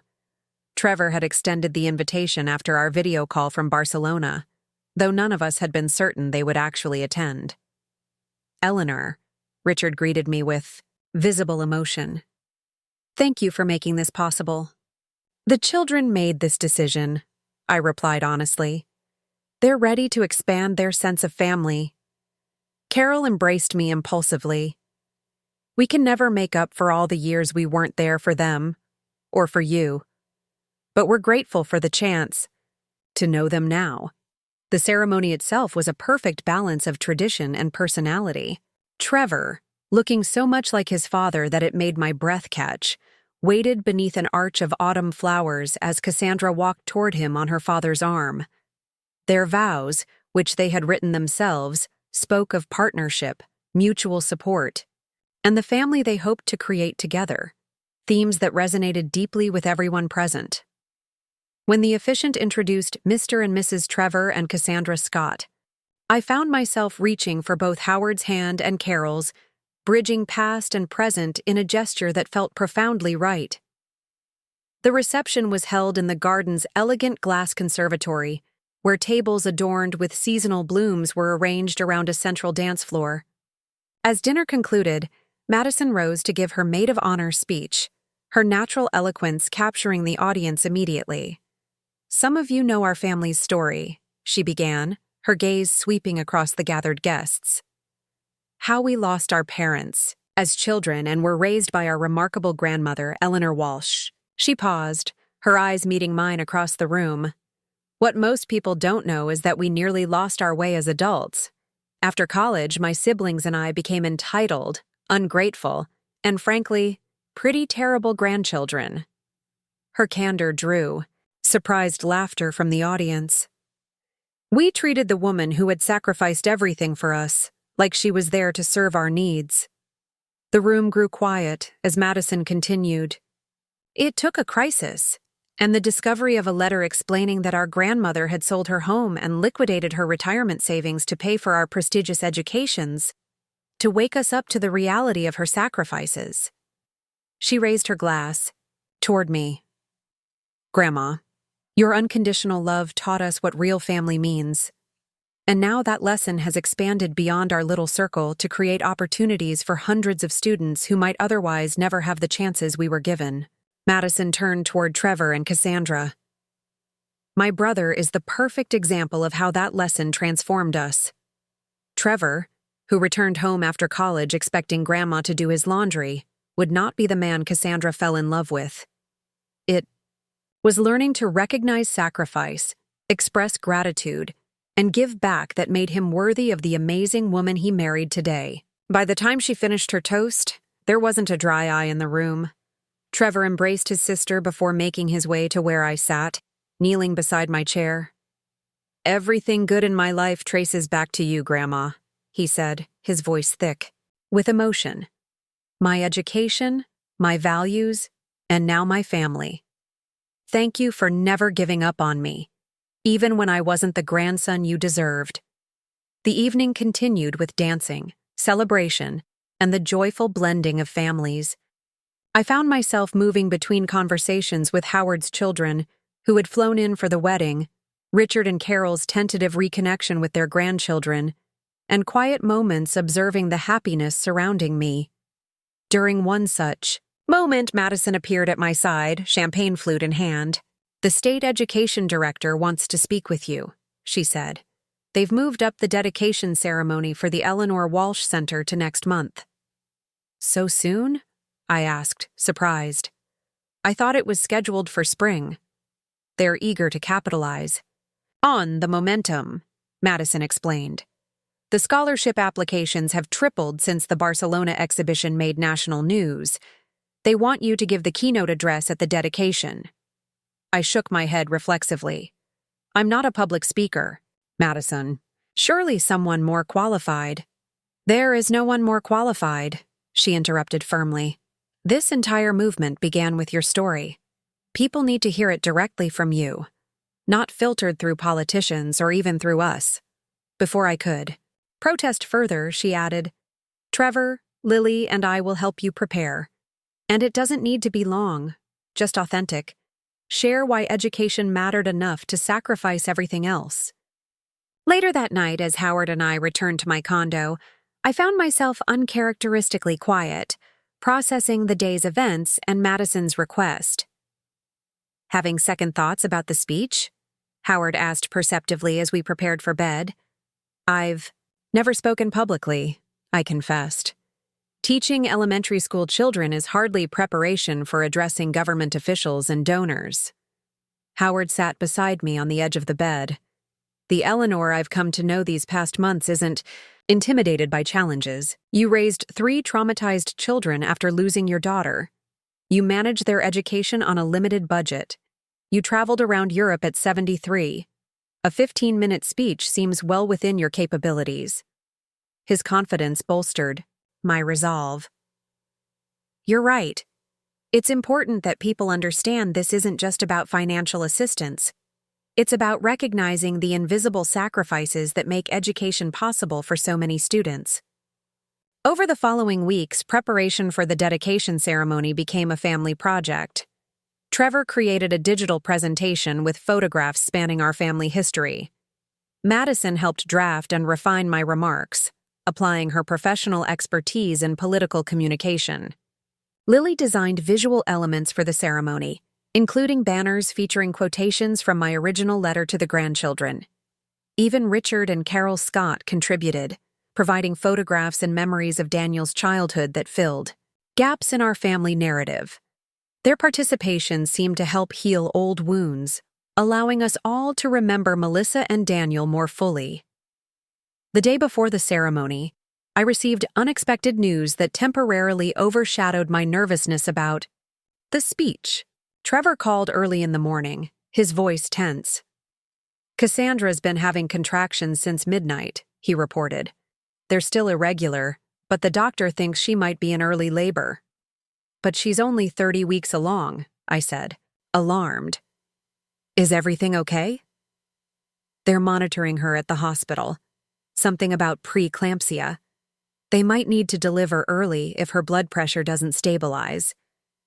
I heard the fear beneath his controlled tone, the same fear I'd heard in Daniel's voice when Melissa had complications during her pregnancies. I'm on my way, I told him without hesitation. Which hospital? Howard drove me to University Hospital, where we found Trevor pacing the maternity ward waiting room. His face showed the strain of sleepless worry, but he managed a grateful smile when he saw us. They've given her medication to try to stop the contractions, he explained. If they can delay delivery even a few more weeks, it would make a huge difference for the baby's lung development. Have you called Madison and Lily? I asked. He nodded. Madison's on her way. Lily's trying to get an earlier flight back from her Barcelona housing visit. Hours passed in that liminal space that only hospital waiting rooms create. Time both crawling and evaporating as doctors came and went with updates. Madison arrived with coffee and sandwiches that none of us had the appetite to eat. Howard quietly arranged for a hotel room nearby in case we needed to stay overnight. Finally, around sunset, a specialist emerged with cautiously optimistic news. The contractions had subsided, and Cassandra's condition had stabilized enough that immediate delivery wouldn't be necessary. She would remain hospitalized for monitoring, but if all went well, they might manage to delay delivery for another 2 to 4 weeks. The relief was palpable. Trevor was allowed to visit Cassandra briefly, returning with color back in his face. "She's already planning to watch Grandma's speech from her hospital room tomorrow," he reported with a tired smile.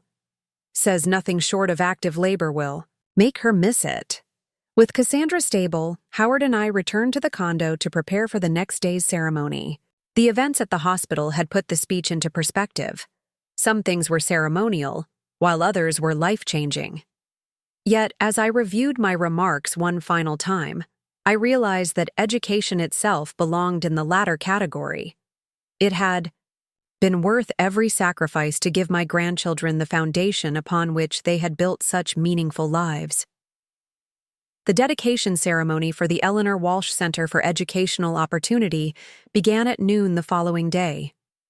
The newly renovated building gleamed in the autumn sunlight, its classical facade now complemented by modern additions that symbolize the blending of traditional educational values with contemporary needs. A substantial crowd had gathered: educational administrators, state officials, scholarship recipients and their families, donors, and media representatives. In the front row sat Madison, poised and professional in a tailored suit; Trevor, who had come directly from the hospital but appeared more composed after a night of positive updates; and Lily, who had managed to secure a last-minute flight and arrived just in time, still carrying her travel bag. Howard squeezed my hand reassuringly as the state education director approached the podium for introductions.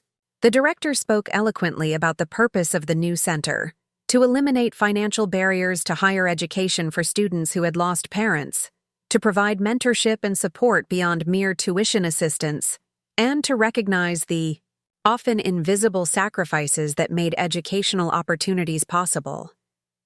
Then came the moment I had been both dreading and anticipating. As I walked to the podium, my grandchildren's proud faces gave me the courage to begin. 15 years ago, I became a full-time grandmother to 3 bereaved children. I started, my voice steadier than I had expected. I was a retired elementary school teacher with modest savings, suddenly responsible for guiding 3 young people through their grief and into adulthood. The audience listened intently as I shared our family's journey, the challenges, the moments of joy, the difficult decision to sell my home to fund their education, and ultimately, the temporary period when they had treated me like their maid rather than their grandmother. "But this isn't a story about ingratitude," I clarified. "It's about what happens when we fail to make our sacrifices visible, when we try to shield those we love from the cost of the opportunities we provide." In protecting my grandchildren from feeling indebted, I inadvertently prevented them from developing gratitude. In hiding my financial struggles, I denied them the chance to contribute appropriately to our shared household. I glanced at Madison, Trevor, and Lily, who were watching with expressions of love and pride that brought warmth to my heart. The discovery of who really paid their college tuition became a catalyst for transformation, not just within our family, but now within our broader community. My grandchildren didn't just acknowledge my sacrifices, they multiplied them through their own commitment to expanding educational access for others. As I continued, I highlighted the hundreds of scholarship recipients who would benefit from the new center, the mentorship programs Madison had developed, and the research initiatives that would help identify barriers to educational equity. Education isn't just about acquiring knowledge, I concluded. It's about inheriting possibility. Every diploma represents not just one person's achievement, but the collective sacrifices of everyone who made that achievement possible. Parents, working multiple jobs, grandparents delaying retirement, communities pooling resources. These invisible supports deserve recognition and celebration. The applause that followed felt overwhelming, not just for me, but for the values my family now embodied. As I stepped away from the podium, the education director unveiled the building's new plaque, featuring my quote about education being the greatest gift we can give to those we love. What followed was a flurry of congratulations, photographs, and interviews. Through it all, my grandchildren remained at my side, fielding questions I felt uncomfortable answering, ensuring I had moments to rest between interactions, and generally showing the care and consideration that had now become their natural way of relating to me. As the formal ceremony concluded and guests moved to the reception area, Trevor's phone rang. His expression transformed as he listened, and when he hung up, he looked both terrified and exhilarated. "Cassandra's water broke," he announced. "They're preparing for delivery. The baby's coming today." Everything else became secondary as we rushed back to the hospital. Madison handled the necessary apologies to remaining dignitaries, while Lily called Howard, who had stepped away to speak with his daughter. Within 30 minutes, our entire family had assembled at the hospital. Myself, Howard, Madison, Lily, and even Richard and Carol, who had been attending the ceremony. The hours that followed were tense but ultimately miraculous. Little Eleonora Melissa Scott arrived at 6:17 that evening, 10 weeks premature but displaying what the neonatal specialist called remarkable resilience. At 4 pounds, 3 ounces, she was small but perfectly formed, with 10 tiny fingers and toes and a determined cry that echoed her father's stubborn nature. We couldn't hold her immediately. She was whisked to the NICU for specialized care, but Trevor returned from seeing his daughter with wonder in his eyes. "She's beautiful," he said, voice breaking, "and so strong. The doctors are cautiously optimistic. She'll need to stay in the NICU for a while, but her initial assessments are good." Cassandra was recovering well, exhausted but relieved that their daughter had arrived safely. When she was settled in her room, we visited briefly, bringing flowers and gentle congratulations. "She looks like you, Eleanor," Cassandra said, showing us the first photographs Trevor had taken through the NICU window. "She has your determination. Coincidence wasn't lost on any of us. That little Eleonora had arrived on the very day the Eleanor Walsh Center was dedicated. One legacy officially beginning as another entered the world. The symmetry felt meaningful, a reminder that the impact of our choices extends further than we can see. That night, after confirming that both Cassandra and baby Eleonora were stable, our expanded family gathered at a restaurant near the hospital. Madison ordered champagne for a toast, though I noticed she didn't drink from her own glass, a detail I filed away for future consideration. "To Eleonora Melissa Scott," Howard began, raising his glass. "May she inherit all the best qualities of her namesakes, Eleanor's strength, Melissa's compassion, and the Scott family's resilience. And to her great-grandmother," Madison added, "who showed us all what unconditional love truly means. The woman who was once treated like a maid by her entitled grandchildren, but who never gave up on us, even when we didn't deserve it." "To family," Lily contributed, "old and new, by blood and by choice. To second chances and fresh starts. To education," Trevor added, "and to all the sacrifices that make it possible." As glasses clinked around the table, I looked at the faces surrounding me, my 3 grandchildren, now adults I was profoundly proud of. Howard, my unexpected partner in this new chapter. Richard and Carol, finding their way back to family connection. And in spirit, the newest addition, tiny Eleonora in her NICU incubator.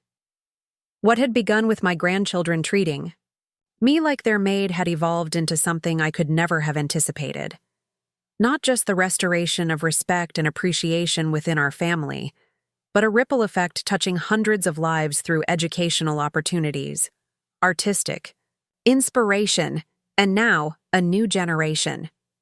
My sacrifice in paying for their college tuition had been just one thread in a complex tapestry of love, loss, learning, and redemption. The real gift wasn't the education I had provided, but the values that had eventually taken root in their hearts. Values they were now passing forward to others and would someday share with little Eleonora. As conversation flowed around me, I caught Howard watching me with understanding in his eyes. He didn't need to ask what I was thinking. He already knew. This moment represented everything worthwhile in my long life journey. Family healed, purpose fulfilled, love multiplied rather, then divided. My grandchildren had once treated me like their maid, until they discovered who really paid their college tuition. But what they, and I, had ultimately discovered was far more valuable. The transformative power of sacrifice recognized, gratitude expressed, and love returned with interest. 5 years passed in what felt like the blink of an eye. Little Eleonora, Nora, as we'd taken to calling her, had grown from the tiny fighter in the NICU into a precocious kindergartner with her father's analytical mind and her mother's gentle heart. Despite her premature birth, she had thrived, showing no lasting complications once she passed those first critical months. On this particular morning, I watched her from the porch of Howard's mountain cabin as she examined a line of ants with scholarly concentration, her dark curls falling forward across her face. She had my daughter Melissa's curious nature, always asking questions, always seeking to understand the world around her. "What are you thinking about, Nora?" I asked, settling into a rocking chair beside her. She looked up, her expression serious. "Ants are a perfect society, Great-Grandma. Everyone has a job, and they all work together without complaining." I smiled at her observation. "That's true, though I'd like to think humans have some advantages over ants." "Like what?" she challenged. "Like the capacity to change," I replied. "To learn from mistakes and become better." She considered this, head tilted thoughtfully. "Like when Daddy says he used to be a self-absorbed jerk, but Mommy and you helped him grow up." I laughed aloud at her perfect recall of Trevor's self-deprecating comments. "Exactly like that. Your daddy learned some important lessons about gratitude and responsibility." "And that's why you all started the scholarships? So other kids could go to college like Daddy and Aunt Madison and Aunt Lily did?" "That's right. Education opens doors to possibilities that might otherwise remain closed." Nora nodded solemnly, returning to her aunt observation with renewed interest.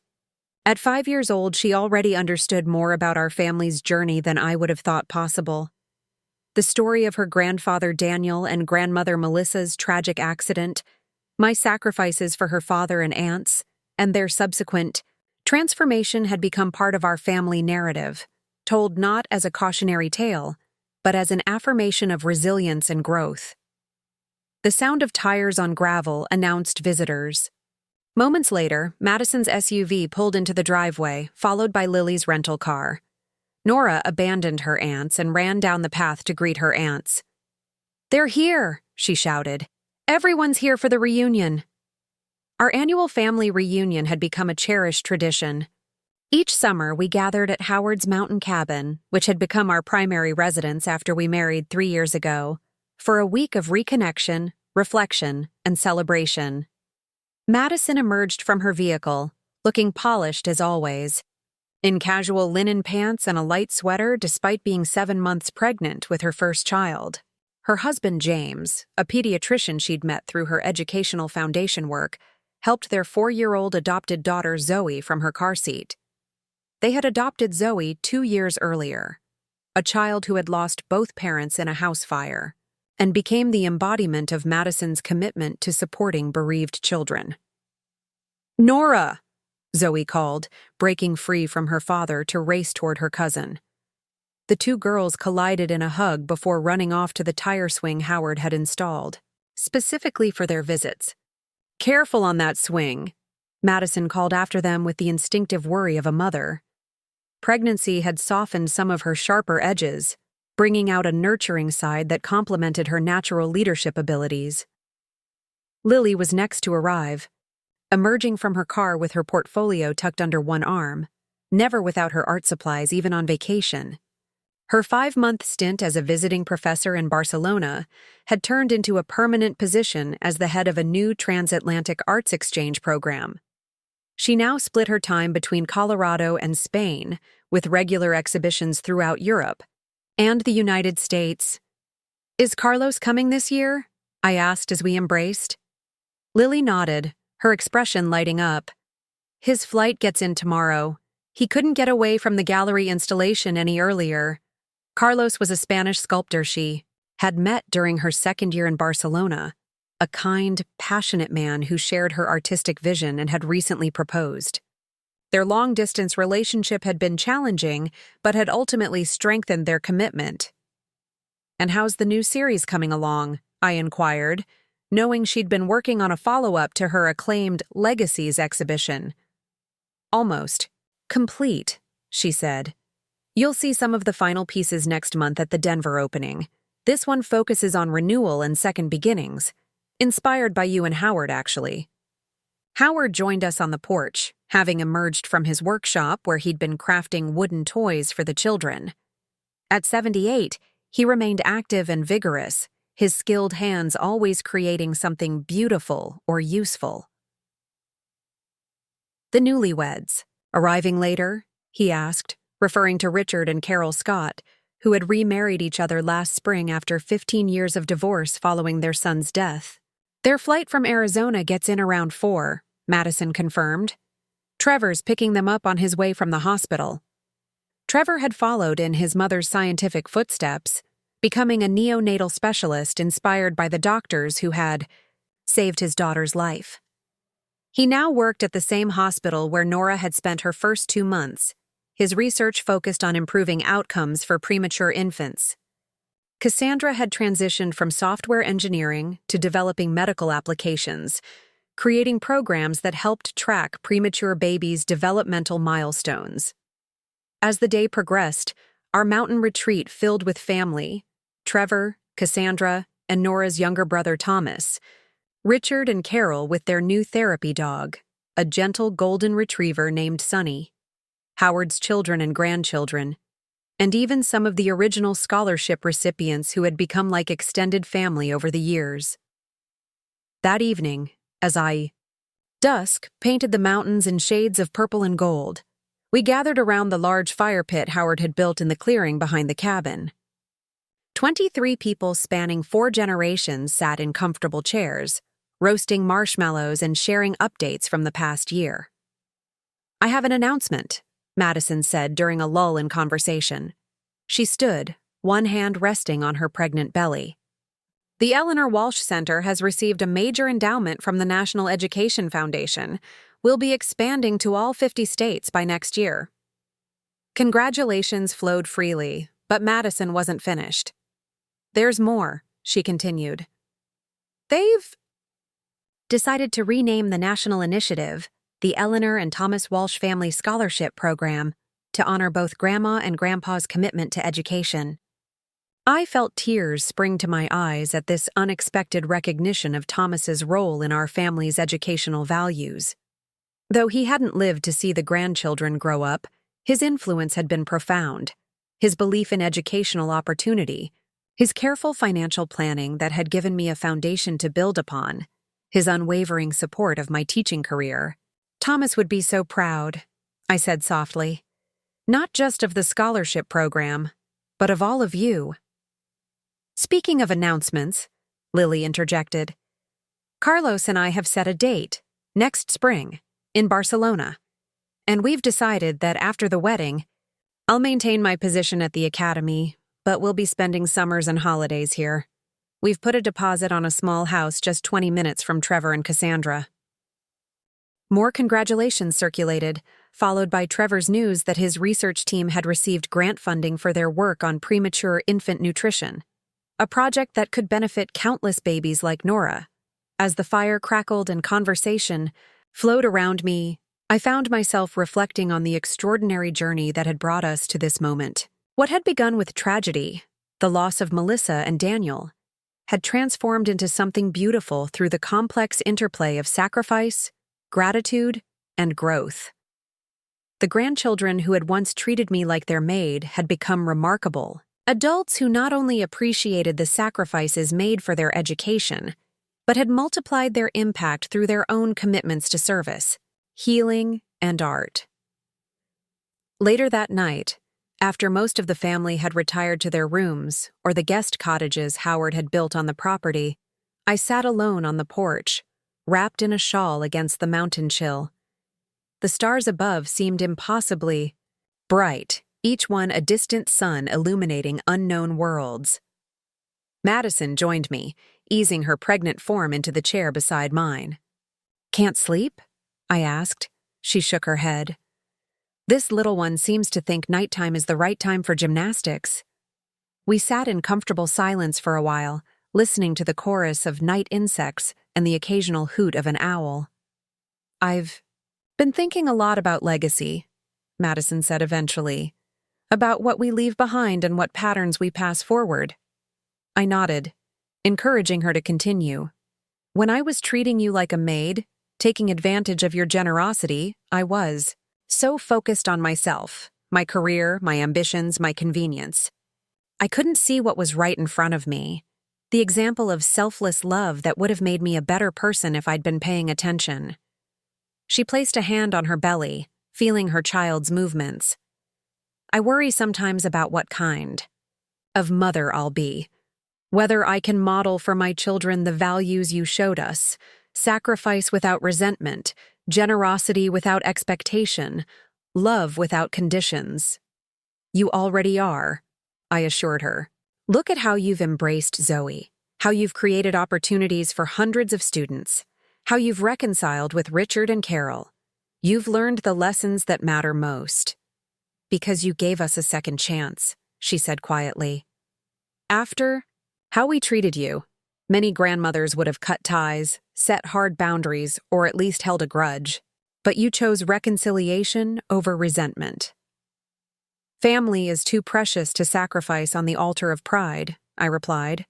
"Besides, holding grudges requires energy I'd rather spend on loving." The following day brought an unexpected visitor, Howard's neighbor Michael Thornton, a documentary filmmaker who had recently returned from a project in Southeast Asia. He joined us for breakfast, entertaining the children with stories of elephants and ancient temples. As he was preparing to leave, he pulled me aside. "Eleanor, I hope this isn't presumptuous, but I've heard your family's story from Howard over the years. It's extraordinary, the sacrifices you made, the transformation that occurred when your grandchildren discovered the truth about their education, the ripple effects through the scholarship program." I nodded, wondering where this was leading. "I believe your story could inspire many others who are facing similar challenges. Grandparents raising grandchildren, families healing from loss, people seeking to recognize the invisible sacrifices made for them. Would you consider allowing me to document it?" The request caught me off guard. Our family journey had always felt intensely personal, despite the public recognition through the scholarship program. "I'd need to discuss it with everyone involved," I said cautiously. "Of course," Michael agreed. "I wouldn't want to proceed without full family consent. Just something to consider." That evening, I raised the documentary possibility during our family dinner. The responses were mixed but thoughtful. "I think it could help a lot of people," Trevor said, "especially families dealing with loss or generational caregiving challenges." "I'd want creative input," Lily added, "to ensure the visual storytelling honors the emotional truth of our journey." Madison was more cautious. "We'd need to be honest about our behavior, the entitled phase, the way we treated Grandma. That might be uncomfortable to share publicly." "That's precisely what would make it powerful," Richard Scott interjected unexpectedly.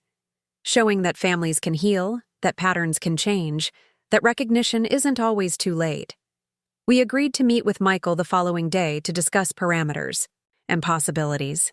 If we proceeded, the documentary would focus not just on our specific story, but on the broader themes it embodied: intergenerational support, educational access, grief recovery, and the importance of acknowledging sacrifices. 2 days later, as our reunion neared its conclusion, we gathered for a family photograph on the cabin's expansive porch. 4 generations stood together, myself and Howard, Madison, Trevor, and Lily with their partners, the grandchildren, Richard and Carol, Howard's family, and even some of the scholarship recipients who had become honorary members of our extended circle. As the photographer arranged us in position, little Nora tugged at my hand. "Great-Grandma, can I ask you something?" I bent down to her level. "Of course, sweetheart. Daddy said you sold your house so he could go to school and learn to be a doctor. Is that true?" I nodded, touched by her interest in this piece of family history. "Yes, that's true." "And now he helps babies like I was?" "Exactly. Your daddy uses what he learned to help other little babies who come into the world too early." She considered this with serious concentration. "So your sacrifice helped me, even though you didn't know me yet?" The profundity of her 5-year-old wisdom nearly took my breath away. "That's exactly right, Nora. Sometimes the good we do reaches further than we can possibly imagine at the time." She nodded solemnly before breaking into a sudden smile. "I'm going to do that too when I grow up. Help people I don't know yet." "Time for the photo," the photographer called, interrupting our moment. As we arranged ourselves for the picture, I found myself at the center of this expanding family circle, not because I was still responsible for everyone's well-being, but because I was honored as the cornerstone upon which so much had been built. The transformation from being treated like a maid to being recognized for my sacrifices had been just the beginning. What followed had been far more meaningful. Watching my grandchildren grow, not just in gratitude but in generosity. Seeing them extend the values they had belatedly embraced to a widening circle of impact. The photograph captured not just a collection of individuals but a living legacy, the tangible result of sacrifices recognized, lessons learned, and love multiplied across generations. As the camera flash illuminated our gathered family, I thought of Thomas, Melissa, and Daniel. How proud they would be of what had grown from the seeds of education they had valued so highly. That night, as Howard and I prepared for bed in our mountain cabin bedroom, I found myself overwhelmed with emotion. "What is it, Eleanor?" he asked gently, noticing my tears. "I was just thinking about how different everything could have been," I explained. "If the grandchildren had never discovered the truth about their college tuition, if we hadn't experienced that painful but necessary confrontation, if they had continued treating me like their maid rather than recognizing what I had sacrificed for them. But they did discover it," he reminded me. "And look at the beauty that has come from that discovery." I nodded, wiping away tears. Sometimes the hardest revelations lead to the most meaningful transformations. "That should be the title of your documentary," he suggested with a smile. As we settled into bed, I gazed out the window at the brilliant mountain stars. The journey from feeling invisible and undervalued to being celebrated and cherished had transformed not just my relationship with my grandchildren, but their relationships with everyone else in their lives.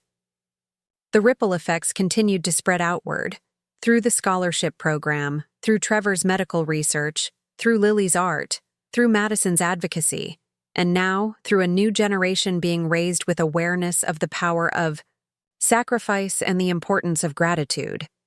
My grandchildren had once treated me like their maid until they discovered who really paid their college tuition. But what we all discovered in that process was the true meaning of legacy. Not just what we leave behind in material terms, but the values we instill, the examples we set, and the love we share that continues to resonate long after we're gone. As I drifted towards sleep in Howard's embrace, surrounded by the family that had grown from challenge and pain into beauty and purpose, I felt a deep sense of completion. The circle had closed, only to open again in new and unexpected ways with each passing generation, And in that continuous cycle of giving and receiving, of teaching and learning, of sacrificing and recognizing, lay the most profound education. Of all, one that no tuition could ever buy, but that, once learned, would forever change how we move through the world and what we leave behind when our own journey ends. Looking for more? We've got 2 amazing stories ready for you right on screen. If this one touched you, these are absolutely worth your time. Click to watch them now. And hey, subscribe and hit that bell to never miss our latest uploads.